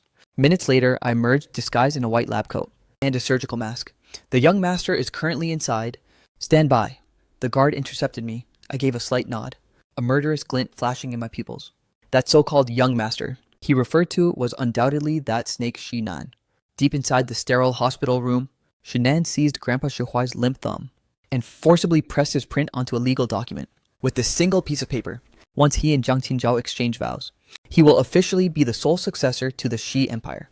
Shannan loomed over the bed, staring down at the comatose old man on the life support, and let out a bone-chilling chuckle. Grandpa, after eldest uncle met his end, you should have named my father as his successor, not that loser Shihao. It's your own blatant favoritism that caused this, always putting eldest uncle's branch on a pedestal. You wasted years of blood and sweat grooming Shihao to be your perfect little heir. But look at the pathetic outcome. Didn't he still end up dead by our design? Don't you dare label us as monsters. If you need someone to blame, look in the mirror. Handing him the inheritance wasn't enough for you. You even tried to gift him Qinjiao, the only woman I've ever loved. I refuse to let that reality exist. Right now my father pulls the strings of the Shi family. Soon, I'll be the one reigning as the head of the dynasty. As for Qinjiao, she's eternally bound to me, and she will never belong to anyone else. Shannan erupted into a sinister, bone-chilling laugh. So don't you worry, Grandpa. We're going to make the Shi legacy more prestigious than evermore. Unstoppable. It's a damn shame you won't be around to witness the glory. If it weren't for the need to keep up appearances for the public, Dad would have snuffed out your life long ago. Once the wedding between me and Qinjiao is finalized, your pathetic existence will officially have zero value. I stood outside the ward with my head bowed, murderous rage swirling in my pupils. It's clear now that Grandpa's sudden stroke was a calculated move by that serpent duo Shu Shuonian and Shunan. Moments later, Shunan strutted out of the room, already barking orders into his phone. The designer outfits are an excellent look. I'm heading over to the boutique now. I tracked Shinan's retreating figure, my gaze sharp enough to kill. In exactly 3 days, Shinan and Jiang Qinzhao will walk down the aisle. I need to start brainstorming exactly what kind of special surprise I should deliver. It has to be a nightmare they'll remember for the rest of their lives. The second Shinan vanished, I slipped stealthily into the patient's room. There he was, the grandfather I hadn't seen in over 2 years, helplessly tethered to life by a plastic oxygen mask. Grandpa was a martial arts master in his prime. Between his discipline and constant training, he had always been the picture of peak health. Even as the years piled on, his constitution remained far sturdier than any of his peers. But looking at him now, the man on the bed was nothing but skin and bone. His face was sallow and gaunt like a flickering candle about to burn out. Witnessing his decline, a wave of anxiety hit me as I immediately reached for his pulse. After a rapid clinical assessment, the dark suspicion haunting my mind was finally confirmed. Grandfather never actually suffered a sudden stroke. He was systematically poisoned. Shishuanian, you soulless animal. To target his own flesh and blood so ruthlessly, the man deserves to be struck down by divine lightning. I forcibly quelled the inferno of rage in my chest. Losing my cool right now would be a fatal mistake. My absolute priority is liberating Grandpa from this hell. I retrieved a small porcelain vial from my pocket, shook out 2 revitalizing pills and fed them to him. Wary of being intercepted by the rotation, I executed a temporary tactical retreat from the facility and ducked into a nearby coffee shop to establish a secure line with Liu Baqi to coordinate a foolproof extraction plan for Grandpa. Once the final pieces of the operation were set, I navigated my way back to the ward. But the moment I approached the entrance, I realized the elite bodyguards stationed outside had been violently neutralized, and Grandpa, the man I came to save, had vanished into thin air. Grandpa. Panic began to claw at my throat. I'd only been gone an hour. How could he just disappear from under my nose? Suddenly my phone vibrated with a sharp chime. As I opened the message, my breath hitched in shock. It was a high-resolution photo of my grandfather. The source was an encrypted unknown number. A lethal murderous intent flooded my gaze as I instantly dialed the sender back. The second the call connected, I snarled, "Where have you taken my grandfather?" A hauntingly familiar voice resonated through the speaker. "Mr. Shai, my mistress, Miss Yoon, has a very specific message for you. If you value your grandfather's life, come to Yuntan Villa to face her." My entire body turned to ice, my vision swimming with pure unadulterated fury. That wretched Yunshi. She actually had the audacity to use my dying grandfather as leverage. Furthermore, Miss Yoon insists that you immediately remove her contact from your pathetic blacklist. Yang Qi summarily ended the call without another word. Yuntan Villa, every top-tier metropolis across the Hua country landscape, features ultra-luxurious private enclaves developed by the Shi conglomerate. Yuntan Villa is the crown jewel. At this very moment, Yun Sai was perched on the designer sofa, her laptop glowing in the dim light, her fingers dancing across the keys with surgical precision. She had finally bypassed the encryption on the security footage, stolen from the Shi estate the night before, but a professional had deliberately wiped several key segments. She was currently working to recover the corrupted data. Yang Qi approached Yun Shi and reported, "Mistress, the call to Mr. She is complete. He's likely speeding this way as we speak." Upon hearing those words, Yun Shi let a frigid smirk play on her lips. In under 30 minutes, I tore into Yuntan Villa like a whirlwind. The moment I stepped inside, I was a powder keg ready to explode, lunging directly into Yunxi's personal space. Yunxi, what the hell have you done with my grandfather? Yunxi snapped her laptop shut, meeting my gaze with a faint, unreadable smile. Who exactly is your grandfather? I laughed, fueled by pure vitriol. Drop the act. Ever since Yunxi had stooped to using my grandfather as bait to lure me here, it was undeniable proof she knew my true identity. Yunxi subtly narrowed her gaze, scanning me from head to toe as her crimson lips arched. So should I address you as Shi Hao, or the legendary Shi Hao? I white-knuckled my fist, glaring at Yunxi with lethal intensity. Shi Hao was indeed my birth name. During my years in exile to shield my true identity, I adopted the alias Shi Hao, eventually. The pseudonym became my second skin. Yunxi pressed on. I pulled you from the brink not long after the Shi conglomerate publicly declared Shi Hao's demise. Combine that with your outburst last night, and I've come to a very daring conclusion. You are, in fact, the young master of the Shi family who supposedly perished in Shi Hao. I shrugged, now that Yunxi had connected the dots. There was zero point in maintaining the charade. I looked her dead in the eye. I am Shi Hao, Yunxi declared, locked onto me and asked, when exactly did your memories return? My expression shifted to one of icy indifference. The very day you demanded a divorce. Yunxi replayed that afternoon in her mind, her brow twitching with a hint of guilt. I let out a jagged, bitter laugh. Actually, I owe you a debt of gratitude. If not for your absolute cold-heartedness, my mind might still be trapped in that fog. Yun. Xi's face paled as she glared back. Shi Hao. Is it really necessary to be this insufferably sarcastic? I fired back with zero hesitation. I find no reason to offer grace to a woman who discarded me. Yun. Hao was left speechless by my venomous retort. Utterly silent, she could only seethe while glaring at me. After a heavy silence, she abruptly interrogated, tell me, exactly what time did you sneak out last night? I froze instantly. If she hadn't mentioned last night, I could have kept my cool. But bringing it up made my blood reach a boiling point. Just as I was about to explode, Yunxi suddenly lunged forward, her piercing gaze trying to pin me down.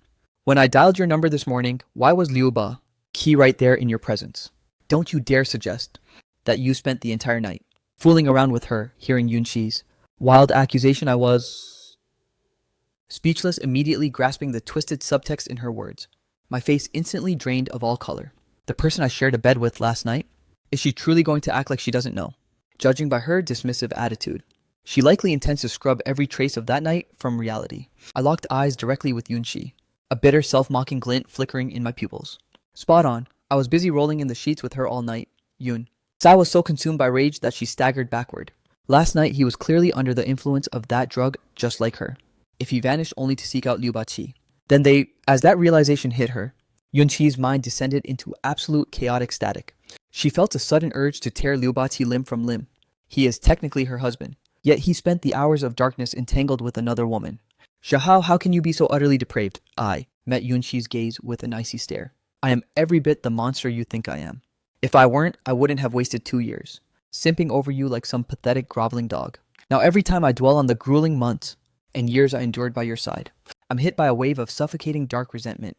I have never been subjected to this level of blatant humiliation in my life. Yunqi stared at me, her eyes narrowing with lethal intent before suddenly seizing my arm to drag me toward the upper floor. I was prepared to wrench my arm free, but unexpectedly, my footing failed me, and I tumbled violently toward the hard floor. Yun.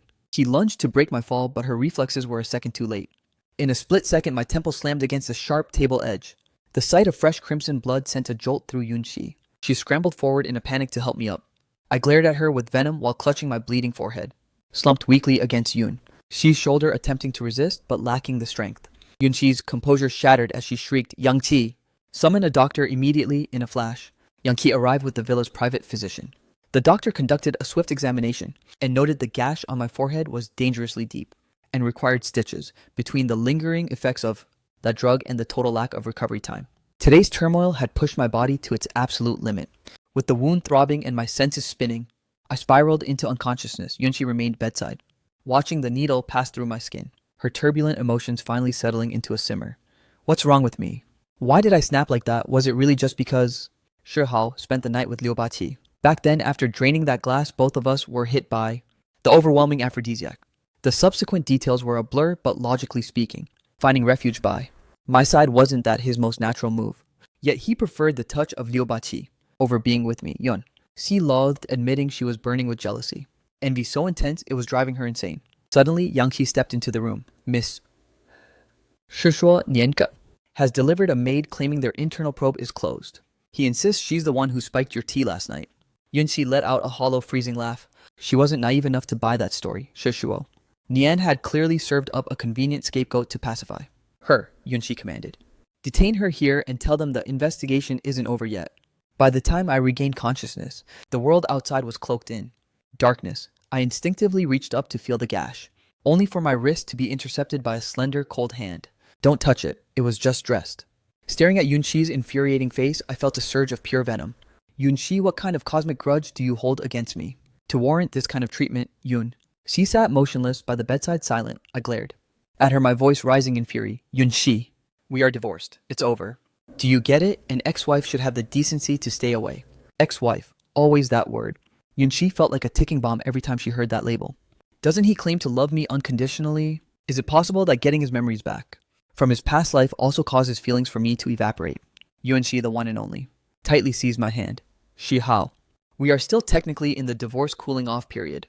I can tear up those papers and withdraw the filing at any second. Hearing Yunxi's threat panic surged through me. Yunxi, stop playing these twisted mind games with me. You were the one desperate for a divorce and I gave it to you. Now you suddenly want a do-over, Huck. Life doesn't work that way, though. What kind of joke do you think I am? Yunxi locked eyes with me. If you push me, I'm capable of anything. Don't forget, I still hold your grandfather's life in my hands. I nearly lost my mind for a moment. Grandpa was still her captive.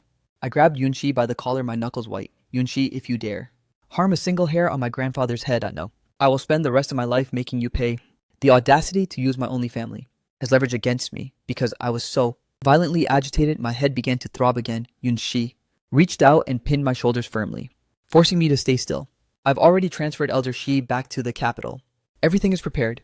An elite medical team will provide him with world-class treatment and 24/7 care. You have absolutely no reason to worry.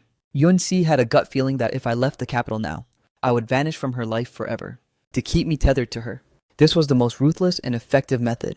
As long as Elder Shi was in the capital, even if I fled to the edge of the world, I'd be forced to crawl back. I clenched my fists until they shook, glaring at her with pure venom. Yunxi, what is your endgame? This sudden display of affection, she definitely has a sinister ulterior motive. The corner of Yunxi's mouth twitched into a smirk. She fell silent for a few heartbeats, then finally spoke. Shi Hao, I've decided I don't want to get divorced anymore. I was floored. You don't want to get divorced? Itko. I stared at Yunxi for what felt like an eternity, before letting out a derisive mocking laugh. No. Divorce? Then what happened to your precious white moonlight? Don't tell me you're planning to keep a side piece and a husband. What kind of delusional trash are you spewing? Yunxi looked at me stunned. The intel from last time was slightly erroneous. He hasn't actually been located yet. The smirk on my face turned to ice. No wonder she's suddenly having second thoughts about our split. It turns out she only wants me because her first choice is still missing. Her white moonlight. I fixed her with a gaze of pure ice. Yunxi, I'm not some professional simp who crawls back when summoned and vanishes when told. Don't you dare think you can treat me like some low-rent stand-in for your lost love. Yunxi furrowed her brows in a tight knot. I have never once viewed you as anyone's replacement. I waved my hand in a dismissive blur. Spare me the lies. Because I am absolutely done playing house with you. I pierced Yunxi with a cold stare, then twisted the knife one last time. Yunxi, forced affection only leaves a bitter taste. Yunxi indifferently shot a glance back at me.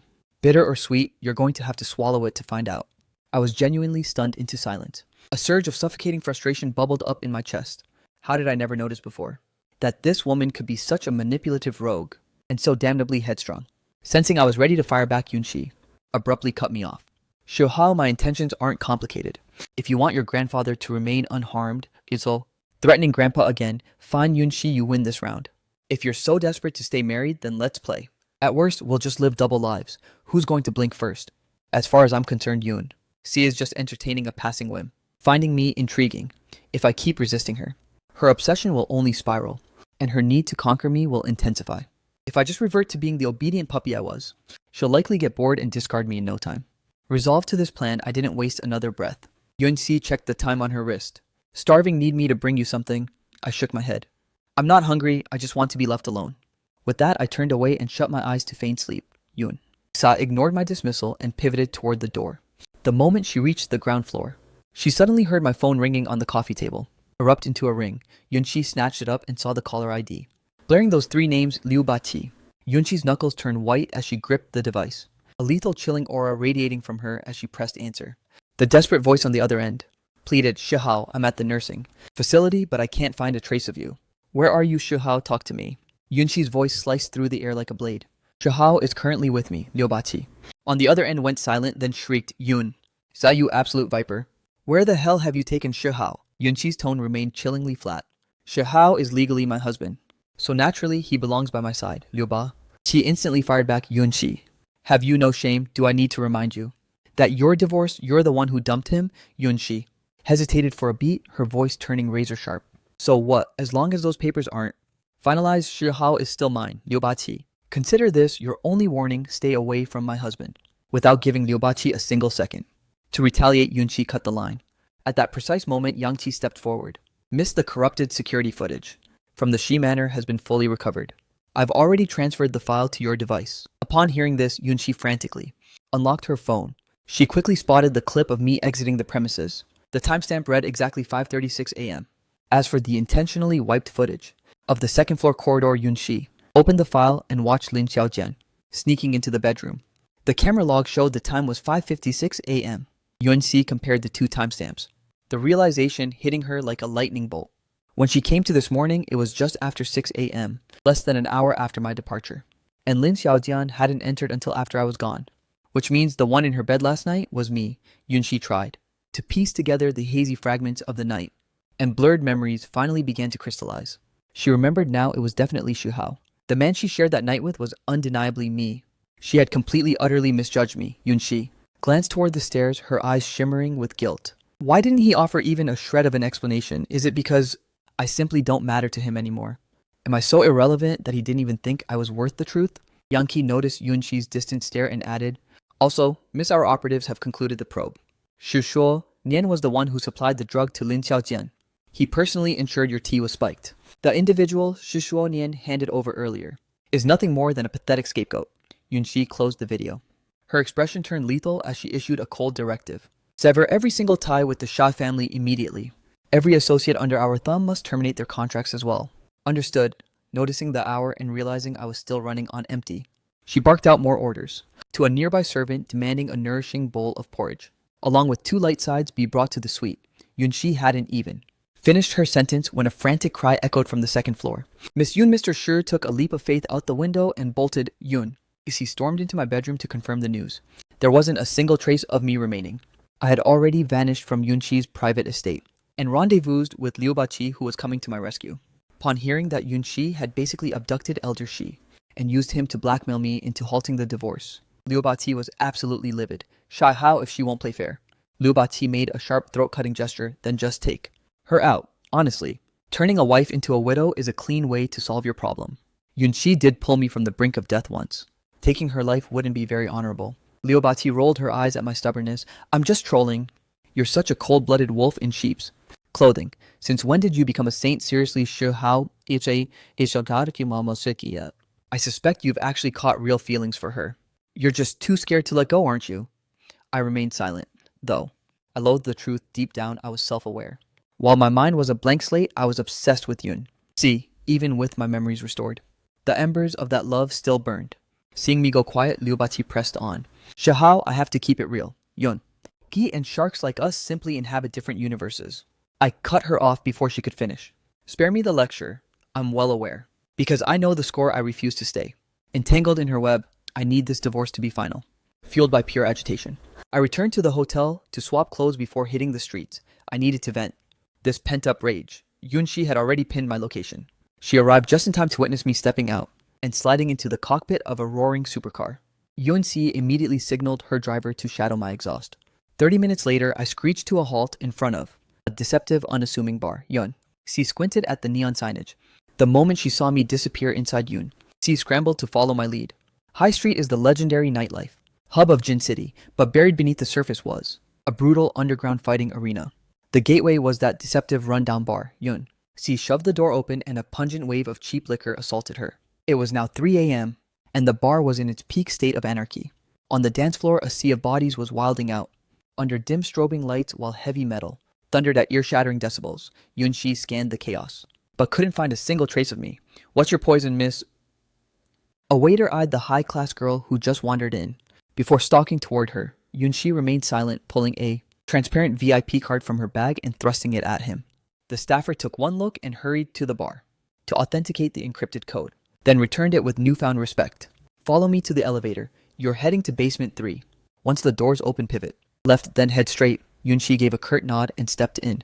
The elevator plummeted straight to B3. The moment the doors slid back, a deafening, bloodthirsty roar erupted. Yunxi stepped out into the gloom, and a massive blood-stained boxing ring dominated her view. On the glowing electronic display above the canvas, the profile of the reigning king, Achin, flashed aggressively, alongside his savage fight record. The stands were crawling with the elite and the depraved, including a significant number of foreign high rollers, looking. Across the arena, the place was maxed out. Every face was twisted with raw adrenaline-fueled ecstasy. Yunxi marched straight toward the spectator seating. Perched at the very summit was the exclusive VIP lounge. She scoured the crowd once more with clinical precision, but still came up empty-handed. Did I read him wrong? Is he not down here? Wait, are you kidding me? Tonight's main event is against another rookie. Some fresh meat actually has the stones to step in with Achin. Kid's got a death wish for sure. Just wait until he's pummeled into a bloody stain. I'm betting he won't even survive 10 minutes. He's gonna get absolutely folded. 10 minutes is being generous. 3 minutes tops. Honestly, maybe 1A. Keen is going to delete his existence with a single blow. Yun. He caught the venomous chatter of the crowd and glanced upward at the rafters. Just then, the Jumbotron flickered to reveal the challenger's name. A surge of pure shock electrified her eyes. She never expected the name to be Yan Li, even though she rarely set foot in this lawless underworld. She was well aware of this legendary high-tier monster. During his 2-year reign in the European underground, he manifested countless impossible miracles. To this very day, the European fighting circuit still whispers legendary tales of his dominance. Yunxi considered herself fortunate. She never anticipated crossing paths with a titan like Yan Li at a back alley local arena. No freaking way, it's Yan Li. Am I hallucinating? How can that possibly be the real Yan Li? The man vanished into retirement years ago. What business does a ghost have in a place like this? For the veterans who haunt these rings year-round, there wasn't a single soul who didn't fear the name Yan Li. He was an absolute deity in the combat world, the king of all kings. Yan Li skyrocketed to fame the moment he turned 18. His iron fist possessed devastating explosive power, obliterating every opponent in every arena across Europe. From his violent debut to his sudden exit, he was invincible. His 2-year legacy in the underground blood sport remains a mountain no one has dared to climb. The entire arena was paralyzed with awe, momentarily. The referee signaled the start and entered the cage, with the massive Achin looming closely behind. Every spectator held their collective breath, straining their eyes toward the shadows of the opposite tunnel. After 10 agonizing seconds, a man donning a gold mask slowly emerged from the darkness. His physique appeared deceptively lean, but his eyes were like razor-edged glass, devoid of any human emotion.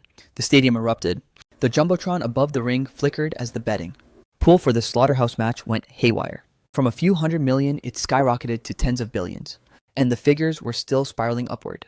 Yunxi stood frozen in the bleachers, visibly trembling. It was Shihao, despite the mask. Yunxi recognized my silhouette in a heartbeat. "Shihao, get out of there right now," Yunxi shrieked, violently shoving through the mob toward the apron. "Have you completely lost your mind? You were literally bleeding out a few hours ago. And now you're stepping into a cage match, Shihao Yislong. Get out of that ring this second." Yunxi abandoned all dignity, desperate to reach the ring. But the crowd was so intoxicated with bloodlust that no matter how hard she fought, she remained trapped in the sea of bodies. The carnage commenced without delay. The instant the bell chimed, I charged at Achin like a streak of lethal lightning, in a literal heartbeat. A brutal iron-heavy fist collided squarely with his opponent's jaw. Achin was certainly no amateur. Even after absorbing that devastating hit, his reflexes proved god-tier as he launched a savage counter. Seeing his massive fist hurtling toward my temple, Yunxi felt her heart lurch into her throat. But in that split second, I fluidly pivoted and evaded the strike. The very next moment, I vaulted into the air, gliding behind Achin's guard to deliver a thunderous, bone-shattering blow to his ribs. Achin let out a guttural groan on the canvas, his legs nearly buckling. Below the ring, the roar was deafening. The arena's energy turned more volatile by the second. The atmosphere was thick with bloodlust and raw adrenaline. Keen fought with feral, bloodshot eyes, his strikes turning lethal. Yet I effortlessly danced around every single desperate swing. As the round dragged on, Achin was forced into a pathetic defense. After barely 10 exchanges, his hulking frame was marred with bruises and his face was pummeled into an unrecognizable mess. In stark contrast, I remained entirely untouched, with not a single lock of hair out of place. They called this a championship bout. It was nothing more than a one-sided slaughter with me, systematically dismantling a chin. The execution was swift. In under 10 minutes of pure carnage, I unleashed a devastating spinning roundhouse kick, catapulting a Chin's body clean off the ring. He was unconscious before he hit the floor. The hall erupted again, in a seismic wave of fanatical cheering and shrieks. Above the din, the crowd chanted one name in unison. I stood, victorious in the dead center of the blood-stained ring, the spotlight bathing me in a golden glow. The Jumbotron zoomed in for a crisp close-up of my mask. In this moment, not a single soul dared to question the return of the legendary Yun Li. To think that in this life they'd witness such a spectacle with their own eyes. Seeing the god of boxing reclaim his throne was a once-in-a-lifetime stroke of destiny. Is the king of the ring finally making a full comeback? God, this is legendary. The masses below the stage were howling with unbridled worship, professing their fanatical devotion to my name. Everyone except Yunxi. She gazed at me on the massive display, and for some inexplicable reason, her heart twisted with agony. Why were those eyes so hauntingly hollow? It was as if he were entirely severed from the world around him. From the second I stepped into that ring, I felt nothing but a void. His fists haven't relaxed for even a moment, and his lips are set in a grim, tight line, as if he's bearing something explosive deep within his soul. Something is definitely off. The deafening roar of the crowd is starting to make my skin crawl. I mechanically tilted my head toward the rafters, my vision flickering with exhaustion. I could have sworn I saw a familiar shadow in the crowd. I caught a fleeting glimpse before turning my back, to vanish. The moment I stepped out of that dive bar, I found Yunxi leaning against my car waiting. What is she doing here? Was that silhouette in the arena actually her watching me? If so, did she manage to see through my mask? Yunxi locked eyes with me from across the pavement and signaled me over. I met her gaze with pure ice. I had just finished burning off a massive amount of rage. Yet that suffocating frustration was already reigniting. Yunxi, noticing my hesitation, began striding toward me. I stared her down and demanded, Yunxi, what is your endgame now? I believe that's my question for you. Yunxi lunged forward and seized my wrist. Shi Hao, do you have any grasp of the insanity you just pulled? Did you conveniently forget you're physically compromised? At that moment, she was genuinely blindsided by how lethal my skills actually were. The very second she saw me enter that cage, her only coherent thought was the state of my injuries. What if you had been killed out there? In that frantic split second, Yunxi felt her pulse pounding violently against her ribs. She had been desperate to storm the stage and drag me out of there. I looked at Yunxi with total apathy, my lips curling into a frigid, mocking smirk.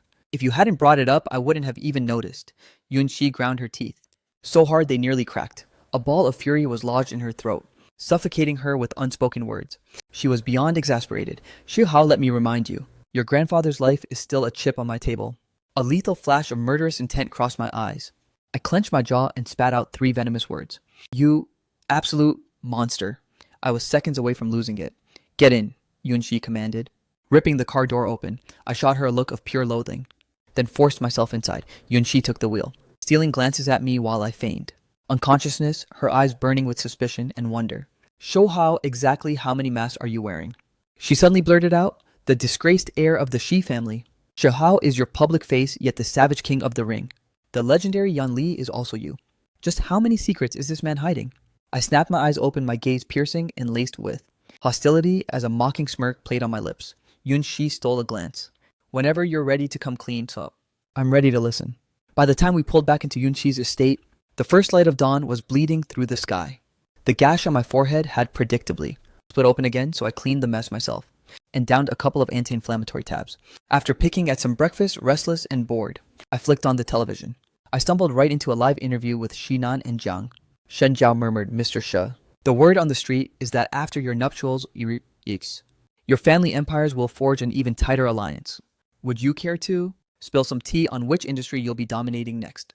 The Shi and Jiang clans have been allies for generations. Our corporate synergy has been seamless and constant.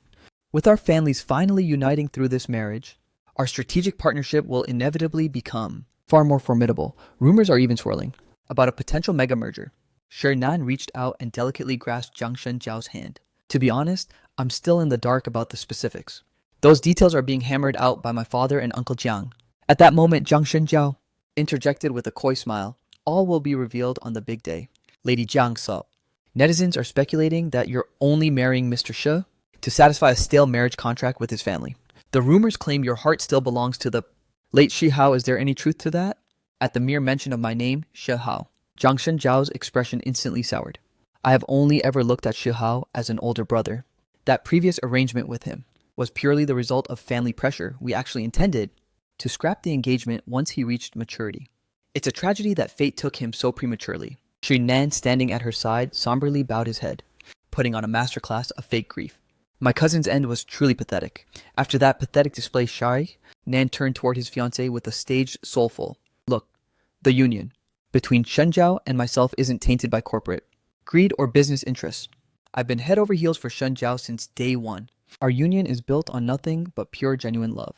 My expression turned murderous as I glared at the two frauds performing on the screen. I couldn't stop a chilling, derisive smirk from creeping onto my face.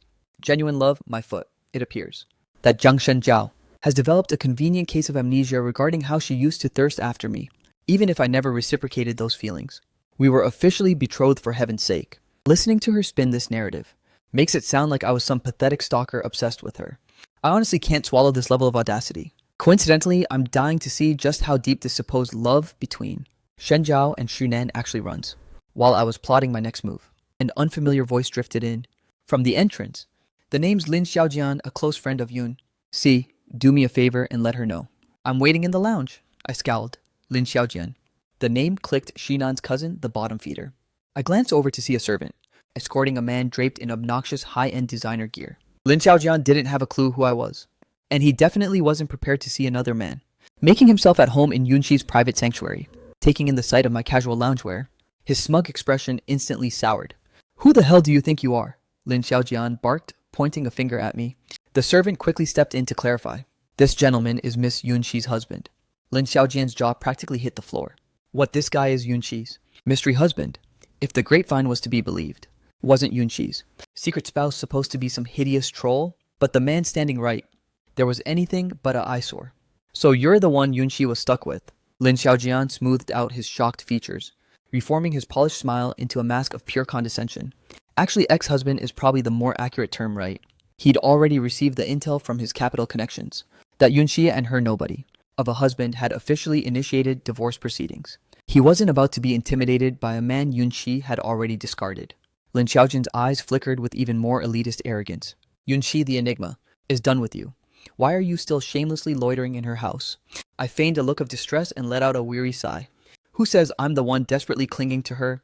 It's obvious she's the obsessed one sticking to me like glue, and flat out refusing to let me go." Hearing this, Lin Xiaojian pointed a finger at me, his voice reaching a shrill pitch. "Bullshit. Ill. You better find a mirror and get a reality check on that face before claiming a woman like Yunqi is head over heels for you. Honestly, you're delusional." I let out a jagged yawn, waving my hand as if swatting away a fly. "Too loud. Someone toss this clown out of here." I had survived a brutal all-nighter, and after burning through so much stamina, I was running on fumes. I rose from the sofa, ready to crash upstairs and reclaim some sleep. Lin Xiaojian was vibrating with such intense rage that his face shifted from a ghostly pale to a bruised purple. He lunged forward to block my path, shoving a finger at my nose. "You're nothing but a piece of discarded trash, and yet you actually think you can flex on me. Listen up, loser. I'm the man who's going to marry Yunqi." I knit my brows and gave him a deadpan look. You actually think you're husband material for Yunqi." Lin Xiaojian sneered and whipped out his phone, flashing a candid photo from yesterday. Snapped while Yunqi was still unconscious. "Don't buy it, look." If it hadn't been for that mask, like freak in black suddenly crashing the party that night and ruining his golden opportunity, he would have already sealed the deal with Yunqi hours ago. But with these photos as leverage, he knew Yunqi couldn't back out. I cast a cold eye on the image on Lin Xiaojian's screen, and my expression darkened instantly. In the shot, Yunqi was asleep in bed while Lin Xiaojian had his arm draped around her, wearing a sickeningly sweet grin. Since when did Yunqi and this bottom feeder? For a split second, I couldn't even wrap my head around it. Lin Xiaojian arrogantly shoved the phone in my face. "Open your damn eyes and take a good look. I'm about to become the official son-in-law of the Yun Empire. By then, you won't even be fit to polish my designer shoes. I have zero tolerance for people pointing in my face, especially when that person is being this insufferably obnoxious." I lunged, seizing his wrist and twisting it with lethal force. Gah, my hand. A sickening crack resonated through the room. Lin Xiaojian immediately clutched his snapped limb and crumpled to the floor. I let out a dry chuckle. "You think creeping into her bed automatically grants you a seat at the Yun family table? Let me educate you on one thing. As long as I'm still drawing breath, then in this lifetime, don't you even dare to dream about it." "Well spoken." Wan Qi's authoritative voice suddenly resonated from behind, punctuated by slow, appreciative clapping. Pivoting, I saw Yunqi wearing a radiant, triumphant smile. as she descended from the upper floor. My little outburst clearly hit the mark with her. I let out. A sharp snort crossed my arms and sank back into the sofa. I was curious to see exactly how Yunxi would handle this other man, right in front of her actual husband, me. Lin Xiaojian's face lit up with desperate excitement. Yunxi, Yunxi. Yunxi's eyes narrowed into dangerous slits. Lin Xiaojian. I originally intended to settle our score in a couple of days, but I never imagined you'd come here to fast-track your own funeral. What caught her even further off guard was that Lin Xiaojian actually had the gall to take photos. This pathetic worm truly has a death wish. Lin Xiaojian felt the suffocating murderous aura radiating from Yunxi, causing his knees to tremble uncontrollably. Yunxi, wait, let me explain everything. I was just so consumed by how much I missed you that I had to come see you. Yunxi let out a cold sneer, refusing to waste another second on such a spineless insect. Guards drag him to the basement and give him some special treatment. Don't stop until he's begging to confess the absolute truth. The surrounding elite bodyguards thundered in unison. Yes, miss, Lin Xiaojian's soul nearly left his body. Yun, see no stop, please. I was wrong. I never should have snapped those photos. He knows. Yunxi, Lin Xiaojian thrashed around violently, but no matter how much he begged or pleaded, the bodyguard's iron grip didn't budge an inch. Eventually he was hauled away. Out the door, his shrill screams echoing into the distance. I shot a mocking look toward Yunxi and drawled, "You two shared a bed, didn't you? You're surprisingly heartless." Yunxi fired a sharp glance my way, clarifying, "The night before last, right after you vanished." He crept into the room while I was still out cold, just to stage those pathetic photos. He didn't lay a single finger on me, and I have absolutely zero connection to that trash. Upon hearing her justification, the tight knot of tension in my chest finally loosened. Still, I kept my poker face on. Save your breath. I couldn't care less. With that, I pushed off the sofa and marched upstairs. I collapsed onto the bed but tossed and turned, sleep eluding me, burying my head under the covers and holding my breath. I tried to withstand the searing agony that accompanied every heartbeat. Damn it, that poison in my veins is flaring up again, igniting, during these past 2 years of amnesia. This toxin hasn't flared up a single time. But now that I'm without my suppressants, I have no choice but to grit my teeth and survive the agony. Suddenly, a soft warm figure pressed against my back. I nearly jumped out of my skin in shock. A moment later, a pair of slender, delicate hands reached for me. "How are you actually trying to suffocate yourself?" Yunxi demanded, dragging me out from beneath the blankets, witnessing me. Holding my breath until my complexion turned feverish crimson, she looked both livid and vexed. I gazed at her, my vision trembling every time this poison ravages my system. My only instinct is to rot away in a pitch-black room. Seeing my stony silence, Yunxi nonchalantly shrugged off her coat. I stared at her, completely blindsided. "Yunxi, what on earth do you think you're doing? Is she seriously trying to crawl into bed with me?" Yunxi knit her brows, wrapped her arms around me, and muttered, "Sleeping." My nerves instantly snapped taut like a bowstring. I bolted upright, casting a lethal glare in her direction. Yunxi met my localized fury head-on, her eyes dancing with a trace of predatory playfulness.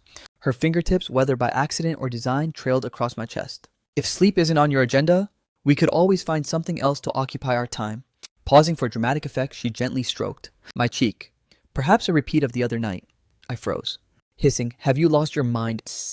For 2 years of marriage, you wouldn't even let me touch your hand. Yet now that the divorce is final, you're pulling this pathetic stunt." Yunxi fixed her gaze on the mark on my neck. "I'm sorry.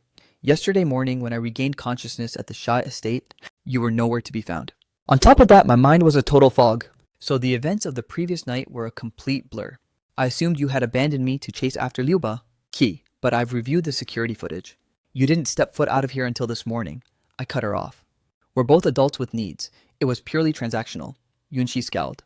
Technically, she was the one who had been taken advantage of. So why did she suddenly feel like the one who had been used and discarded like yesterday's trash? She locked eyes with me, her gaze heavy and serious. "So you have no intention of taking responsibility for me?" I scoffed. "Over the last few years, I handed you countless opportunities.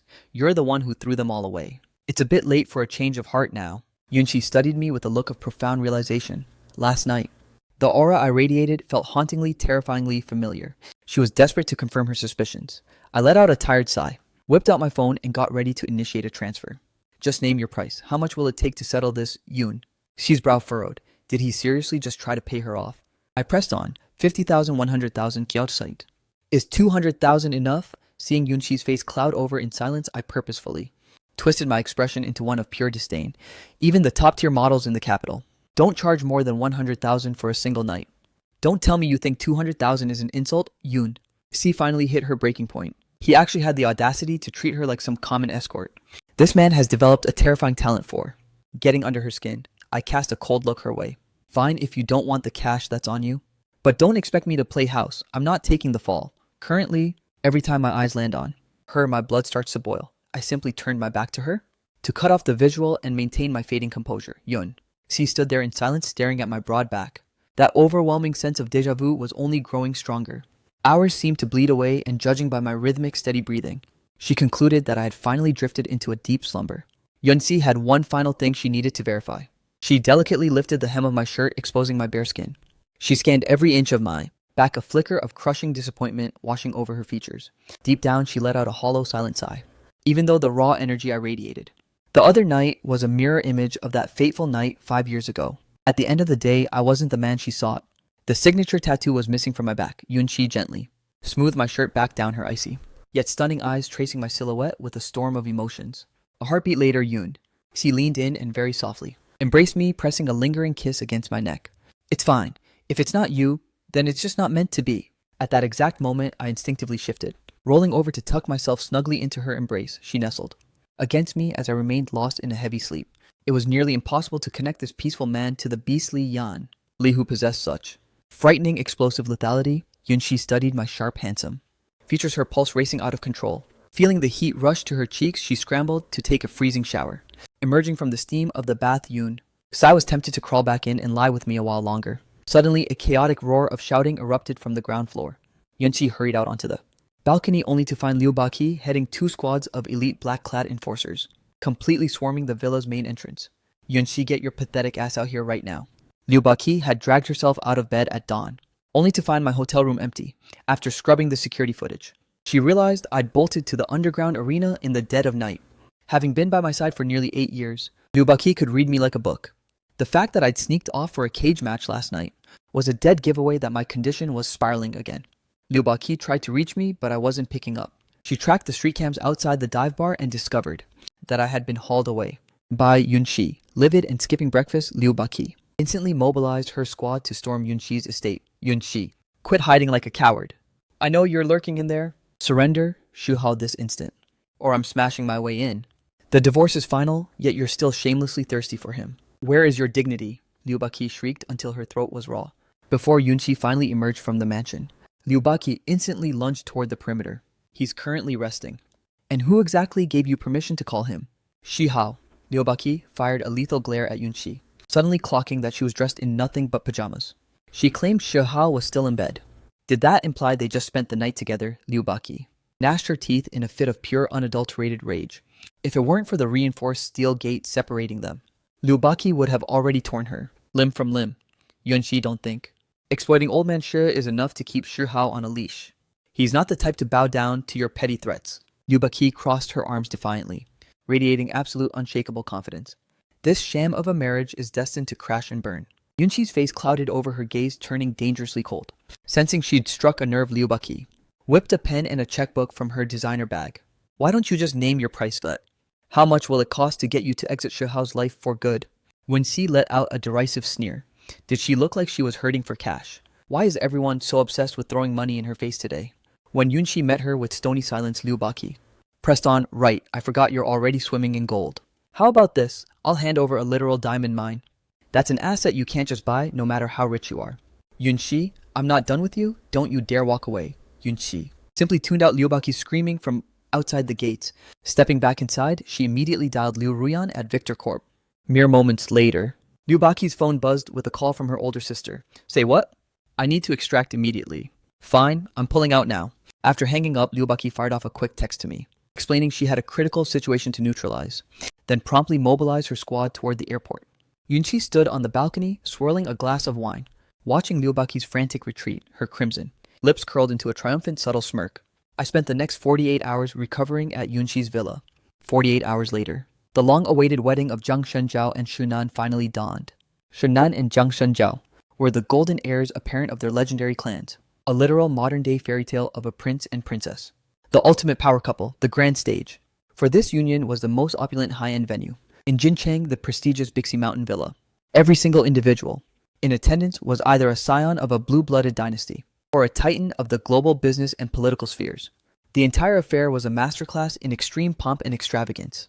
Not only were the elite media outlets present, but the ceremony was being broadcast live to millions. OMG, the cathedral decor is a total dream. It looks just like a castle. Pure romance, I heard the custom rings for Jiang Shenjiao and Shinan are valued at over 100 million. I can only imagine how breathtaking the bride is going to look when she makes her grand entrance. The hype is real. An endless tide of netizens glued themselves to the wedding's live stream, absolutely nuking the comment section with excitement. The public was more impatient for the vows than the groom himself. As the clock ticked down, the sanctuary gradually filled with the world's elite. At exactly 11 a.m., the ceremony officially ignited. The priest, draped in his most solemn ceremonial robes, ascended the pulpit to address the congregation. Then the groom, Shinan, looking sharp in his bespoke suit, stepped forward. To the swell of melodious, sweeping romantic scores, the massive cathedral doors slowly groaned open.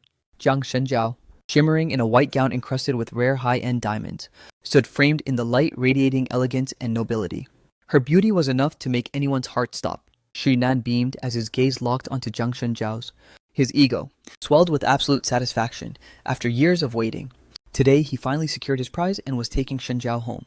To his estate, his father's words rang true: man truly triumphs over fate. Even if Jiang Shenjiao was once Shehao's betrothed, so what? When the dust finally settled, didn't she still end up as his wife? Relishing the thought, Shinan tilted his chin upward, an arrogant glint flashing in his eyes. As he and Jiang Shenjiao closed the distance between them, the two converged in the center of the crimson carpet, linking arms as they ascended to stand before the priest intoned, Groom Shinan, do you take this bride, and bride Jiang Shenjiao, to be your lawfully wedded wife in triumph and tragedy, in sickness and in health, for wealth or for poverty? Will you pledge to always love, honor, and remain faithful to her for all eternity? Jiang Shenjiao gripped Shunan's hand with intensity, gazing at him with a look of profound devotion. Just as the vows began, the cathedral doors were violently slammed open by a powerful force from the outside in a heartbeat. The entire congregation whipped their heads toward the entrance. A strikingly handsome man stood there, framed by the blinding backlight of the doorway. His presence radiated nothing but pure arrogance and a chilling coldness. From his sculpted features to his sheer magnetism, everything about him was so flawless it defied criticism, resembling a luminous moon suddenly ascending in the dead of a pitch-black night. The second he stepped onto the scene, even the most brilliant stars were forced to dim. Whoa, is that the phantom thief? Did he come to hijack the bride? That outfit completely eclipses the groom's entire existence. That hunk, why does he look so eerily familiar? I marched into the sanctuary with measured, rhythmic strides, my overwhelming aura and lethal good looks sent shockwaves through the venue, leaving the audience completely stunned. As I finally emerged into the full light of the cathedral, Shunan and Jiang Shenjiao at last caught a clear glimpse of my face. Shinan's eyes nearly bulged out of his head as he stared at the man approaching, his expression contorted with absolute disbelief. How can it possibly be him? Wasn't he confirmed dead 2 years ago? How is he still drawing breath, Oig? This has to be impossible. The corners of my mouth curled into a confident grin, smirk looking incredibly nonchalant. It's been 2 years. Don't tell me you've forgotten your own cousin? Shunan, his face a mask of sheer disbelief, pointed a trembling finger at me. Shihao, you're actually alive. Jiang Shenjiao, standing frozen beside him, stared at me, in utter shock, as if she'd just been blasted by a bolt of lightning. She wasn't the only one.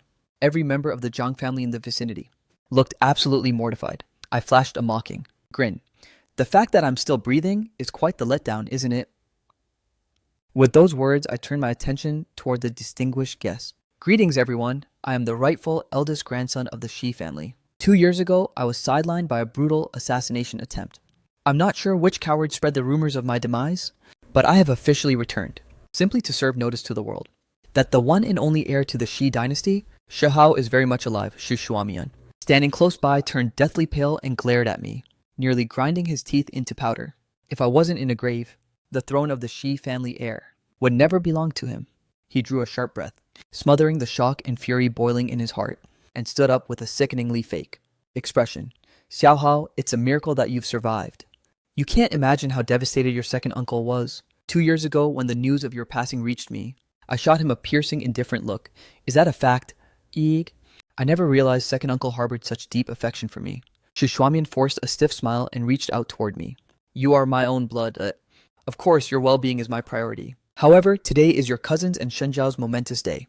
Let's handle our family business once we're behind closed doors. Whatever the grievance, we cannot allow it to jeopardize this wedding. I swatted Shushwamian's hand away, my icy gaze locking onto Shunan and Jiang Shenjiao. Second uncle, we can certainly settle family drama at home, but as for other matters... Hearing this, Shunan felt his heart suddenly stop. Xiaohao showing up at this exact moment meant he was clearly here to reclaim Zhang Shenjiao. He was prepared to do anything to stop her from being taken. With that desperate thought, Shinan blurted out, "Brother Shihao, I'm truly sorry. I know Shenjiao was originally betrothed to you, but for 2 long years we all believed you were dead. Shenjiao has already given her heart to me, and my devotion to her is absolute. I genuinely hope you can give us your blessing." Shi Shuamian chimed in with a deceptive tone. "He's right, Xiaohao. These two haven't committed any betrayal against you. Their romance only blossomed after we thought you were gone. Please have some compassion for their profound bond, and just grant them your blessing, alright? Eh?" I scanned their faces with icy indifference and smirked. "Everyone, let's get one thing straight. I didn't crash this party to play the part of the bitter homewrecker." Shinan's eyes sparkled with hope. "Then you mean..." I reached into my pocket, retrieved a ring, and thrust it toward Zhang Shenjiao. "This is from our betrothal 5 years ago.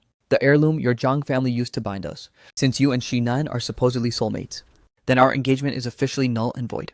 From this moment on, we are total strangers." Zhang Shenjiao, the untouchable presence, fingered the ring I just surrendered, completely stunned by the turn of events. She fully expected me to cling to her like a desperate ex, or at the very least ignite enough drama to bring this wedding to a grinding halt. Instead, I was being remarkably gracious about the breakup, even hand-delivering the ancient engagement token back to her. "Shy?"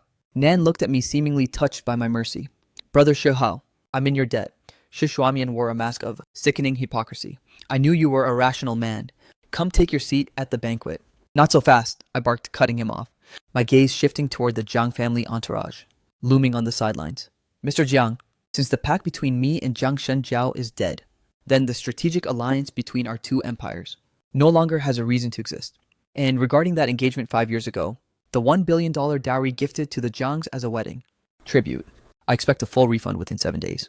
Zhang Shenjiao's father, Zhang Anyu, bolted upright as if he'd been electrocuted. "The merger between Shi Corp and Zhang Corp was sanctioned by the patriarch himself. You have zero authority to terminate it." Zhang's mother also rose, her eyes narrowing with predatory malice. "Precisely that $1 billion investment was a voluntary gift from old man Shi. Who do you think you are demanding we pay it back?" I met their gaze with a freezing stare. I stared down Zhang Anyu and his wife with a completely chilling and unshakable composure. "Mr. Zhang, you've got to be kidding me. As the rightful heir of the Shi dynasty, I control a massive 40% stake in the company. Do you honestly think I lack the authority to terminate this deal? Furthermore, that $1 billion was explicitly my personal betrothal gift. The wire transfer records make that crystal clear. Now that the pact between me and your daughter is shattered, that capital, by sentiment, by logic, and by the letter of the law, must be refunded. If you have any objections, Mrs. Zhang, my lawyers are ready for you." Hearing the threat, Zhang's mother's eyes darted frantically as she performed a total 180, snatching my hand. "Shihao, sweetie, I know you're still just hurt and venting at Shenjiao. In truth, she and Shinan haven't legally filed for marriage yet. This whole wedding is..." At that bombshell, Shunan descended into a total panic. "What the hell is that supposed to mean?" Zhang's mother threw Shainan a condescending, half-baked smile. "Now, Xiaonan, you and Shenjiao aren't official yet. Don't you think it's a bit premature to call me mother? Before today, everyone assumed Shihao was out of the picture, making Shinan the only choice to lead the Shi family. If Shenjiao, the situation escalates, hitched her wagon to him, the Zhangs would have hit the jackpot. But the script has changed. Shihao is very much alive. He is the only true power player and legitimate head of the Shi family. How could a mere substitute like Shinan ever hope to compete? Clearly, it's only right for Shenjiao to return to Shihao." Shunan's face went from ghostly pale to a livid crimson. Zhang's mother yanked her daughter close, whispering urgently, "Shenjiao, I've realized that you and Shihao are the real soulmates here. Quickly beg for his forgiveness and call off this circus of a wedding." Watching this betrayal, Shishuamian was so incensed he nearly suffered a total meltdown. But in that chaos, Zhang Anyu leaned in and hissed a few cryptic words into his wife's ear. The two of them shared a look of perfect, greedy understanding before falling silent. Zhang's mother gave her daughter a sharp nudge. "Shenjiao, don't just stand there like a statue. Apologize to Shihao this instant. And as for this ring, get it back on Shihao's finger right now."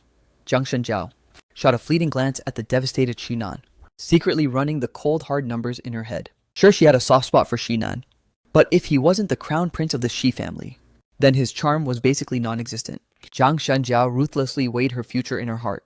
Then she lunged toward me with lightning speed, wearing a carefully crafted mask of crushing guilt mixed with yearning desire. "Shihao, I'm so incredibly sorry. I was convinced you were gone, so in truth, my heart has always belonged to you. Can we please restore our engagement to what it was?" At those words, the bouquet slipped from Shinan's trembling hand. his face drained of all color. We were literally at the altar. Yet you're heartlessly discarding me the second to choose. Him Shihal. Why the hell didn't you just stay in the ground? Shannon glowered at me, his eyes gleaming like a viper dripping with venom. I soaked in every ounce of the resentment burning in his gaze. I wanted him to endure the agony of watching his perfect fantasy crumble into dust. But this was merely the opening act. Zhang Shenjiao reached out to desperately clutch my hand. But before she could make contact, I coldly swiped her away. I retreated a single step, my eyes overflowing with pure unadulterated revulsion. Miss Jiang, I've never been fond of collecting trash. Zhang Shenjiao stood paralyzed, as a wave of derisive laughter erupted from the elite crowd. The rightful crown prince of the Shi Empire was groomed for greatness since birth. His standards are obviously stratospheric. Why would he ever settle for tainted leftovers? The Jiang family's desperation is honestly embarrassing. If it weren't for their grandmothers being such close friends, then someone like Zhang Shenjiao wouldn't even be fit to breathe the same air as Master Shi. Zhang Shenjiao white-knuckled her fist, the public shaming hitting her like a stinging physical blow. She was being labeled as literal garbage. Shi Nanji gnashed his teeth until his lip bled. Seeing her precious daughter being publicly roasted, Zhang's mother turned crimson and shrieked at me. How dare you speak to her with such filth? You have absolutely no class. I shot her a lethal look and countered. Class. That's a luxury people like you don't merit. I was done with their drivel. Finally, I delivered the ultimate ultimatum, $1 billion. Wire it to my personal account within 7 days. If it's missing even a single cent, I'll bury you in lawsuits. Of course, if the Jiang family is currently so pathetic that you can't even scrounge up a staggering $1 billion, solely out of respect for the bond between our grandmothers, I might consider granting you a brief extension.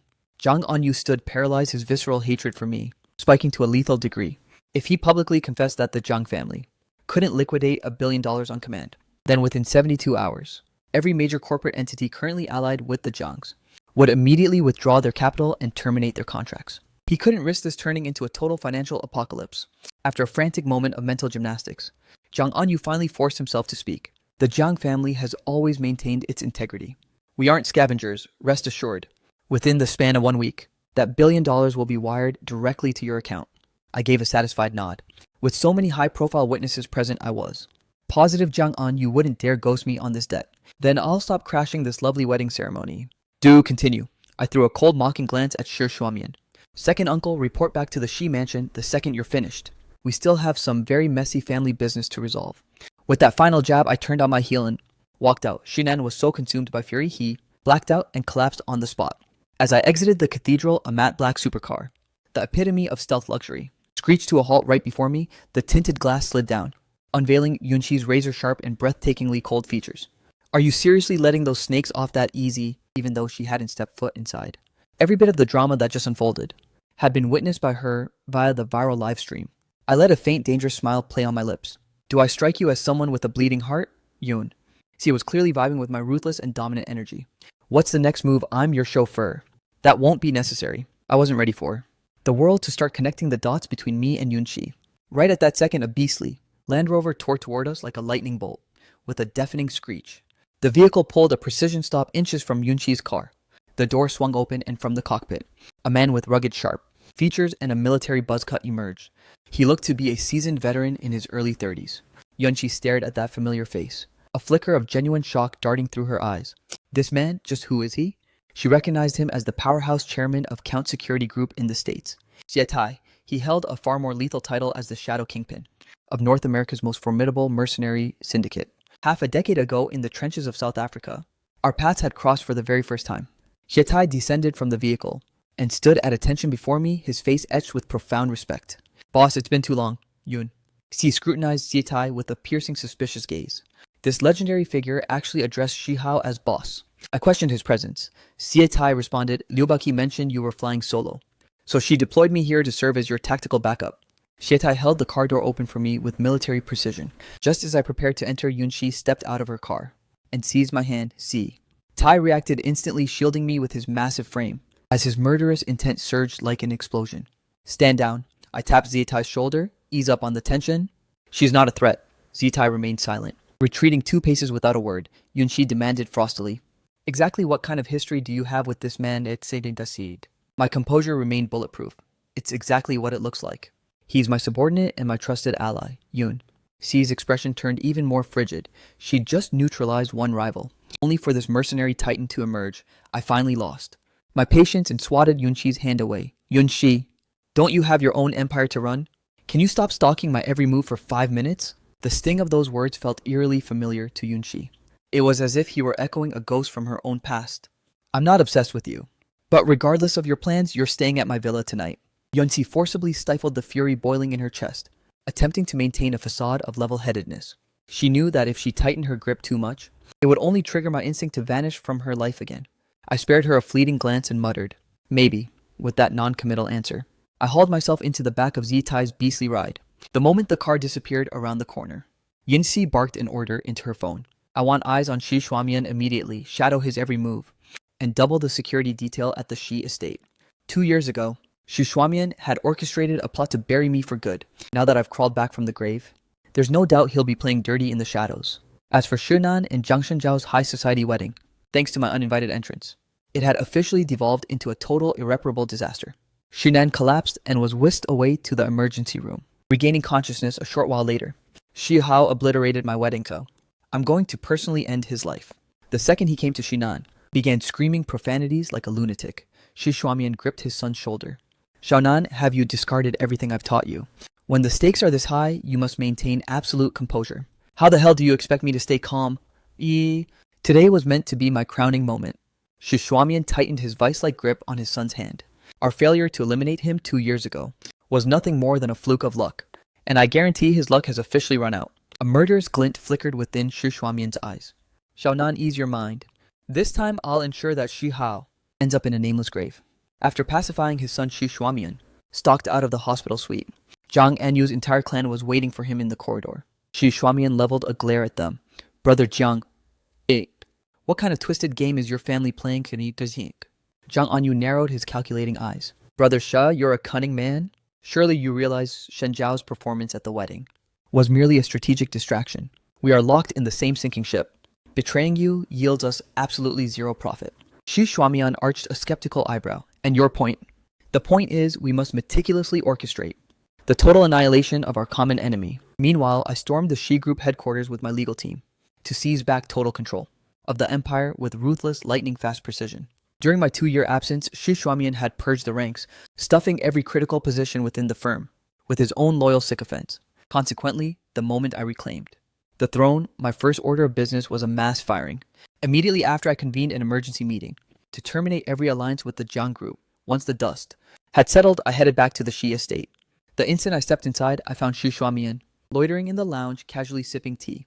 Second uncle, apologies for the delay. Shi Xuamian sat frozen in place, perched arrogantly on the primary sofa, tracking me with a predatory gaze. How? Regardless of the circumstances, I am still your elder. You barely return and immediately strip my authority and purge every single one of my loyalists. Isn't that a blatant spit in my face? How am I expected to maintain any prestige in this family? After such a stunt, I let out a bone-chilling laugh. You actually have the audacity to want prestige in this household. Shi Xuamian froze mid-sentence, his mind failing to grasp the gravity of my words, until my voice sliced through the air again. Shi Xuamian, the mere fact that you contracted the black sect to eliminate me is reason enough for the Shi family to no longer suffer your existence. Not to mention your attempt to poison grandfather ruthlessly, trying to accelerate his journey to the grave. You're a dead man walking. Shi Xuamian was paralyzed with terror, his complexion turning ghostly in a heartbeat. I orchestrated everything with such absolute secrecy. How could he possibly have found out? I stared at him, the corners of my lips curling into a predatory smirk. Since childhood, grandfather drilled into me that as the rightful heir of the Shah Empire, and the future sovereign of this household, I must never shrink from conflict, and I most certainly shouldn't be too merciful. One must repay every favor and settle every single blood debt. Shi Xuamian bolted upright, his finger shaking violently as he pointed at me. That night, the shadow who rescued the old man. Was it you? I leisurely sank into the sofa. Bingo, Shi Xuamian. I'm going to offer you 2 paths. One, tomorrow at dawn, you and Shinan turn yourselves in, rot in a cell for the rest of your miserable lives, and atone for your sins. I paused for a beat before continuing. 2, right this second. End your own life at the Shi family ancestral hall, and Shinan must personally shatter both of his own arms. The Shi code strictly forbids kinslaying. Otherwise, I wouldn't have bothered giving him any options at all. Shi Xuamian glared at me with feral intensity, his face a chaotic storm of emotions. Turned myself in suicide delusional. I'm choosing the third option. Guards, get in here now. Xu Shuamian barked the command. With desperate lungs, he expected the hitmen lying in wait in the backyard to storm the room instantly, but after a tense silence, not a single soul crossed the threshold. Xu Shuamian shrieked the order a few more times, realizing that no backup was coming. He scrambled frantically toward the backyard. The dozens of elite sentries he had strategically stationed in the backyard were now sprawled across the pavement, without a single soul left standing. A menacing figure clad in a leather jacket loomed amidst the fallen piles, eyeing him with a hauntingly vacant stare. His cold, dead eyes were like those of a reaper emerging from the depths of hell. Witnessing this carnage, Xu Shuamian's back was instantly saturated in a layer of icy, visceral sweat. These were top-tier combatants he had personally vetted and recruited, yet they had been neutralized in total silence. Xu Shuamian gestured at the stranger, his voice cracking with instinctive terror. "Who the hell are you?" Jitai remained chillingly silent, advancing with heavy, deliberate footsteps. A suffocating surge of pure murderous intent slammed into him. Xu Shuamian frantically reached inside his blazer for his firearm. However, before he could even draw the weapon, from its holster a sharp gust of wind whistled past, and his gun had completely vanished from his person. Xu Shuamian's eyes couldn't even track the inhuman speed at which the man closed the distance. By the time his brain could register the movement, the cold black muzzle of the pistol was pressed firmly against his skull. "What exactly are you attempting?" I stepped out from the lounge, my eyes frozen over with a gaze that held no mercy. Glancing at the bodies littering the ground, Zietai inquired, "Boss, what's the final verdict on this trash?" I raised a hand signaling him to lower the weapon. "Xu Shuamian, I'm granting you one night to weigh your options. If you haven't reached a conclusion by noon tomorrow, then I'll personally settle the matter for you." With that, I led Z Tai out. Xu Shuamian collapsed onto the sofa in a daze, glaring at my retreating silhouette while his hands trembled with impotent rage. He had severely underestimated me. After all, I'm the ultimate successor, meticulously forged by the old man. If I didn't have a few lethal cards to play, then 2 years ago everything changed. I never would have escaped the black sect's bloodthirsty pursuit. Xu Shuamian fumbled for his phone and dialed Zhang Anyu. The operation tonight was a total bust. He's got a high-level monster protecting him. Quietly erasing him is going to be more difficult than we thought. Brother Shi, don't lose your nerve just yet. I've already tapped into my darkest connections to summon a hitman from the hidden section. They are currently en route to Jincheng. Trust me, he won't see the sunrise. Xu Shuamian finally exhaled a heavy sigh of relief. The Hidden Sect is the world's premier assassination syndicate, operating on an entirely different plane than the Black Sect. Not only are their commission fees astronomical, but they rarely deign to accept mundane contracts. 2 years ago, Xu Shuamian desperately sought a Hidden Sect hitman to erase me from existence, but unfortunately, he lacked the necessary underworld clout to make contact, but things have changed. Savoring this thought, Xu Shuamian felt a surge of absolute confidence. Shahao, today marks the anniversary of your demise. Meanwhile, on the other side of town, after we departed from the Shi estate, Jietai broke the silence. Boss, those goons in the backyard, I wasn't the one who neutralized them. I was floored. Not you, Jietai gave a solemn nod. By the time I breached the perimeter, someone else had already swept through and cleared them out. I was just about to question him when a sharp car horn blared from a short distance away. I shifted my gaze toward the sound. It was Yunshi's unmistakable luxury ride. Jietai glared at Yunshi, his eyes burning with hostility. Her again? It seems Liu Baqi's intel was spot on. Go to whoop again. This woman truly clings to you like a vengeful spirit. Yunshi stepped out, her eyes searching mine as she asked, "Are you unharmed, Gyodit?" I shook my head, recalling Zietai's cryptic revelation, and asked, "Was it your people who cleared the house?" Yun.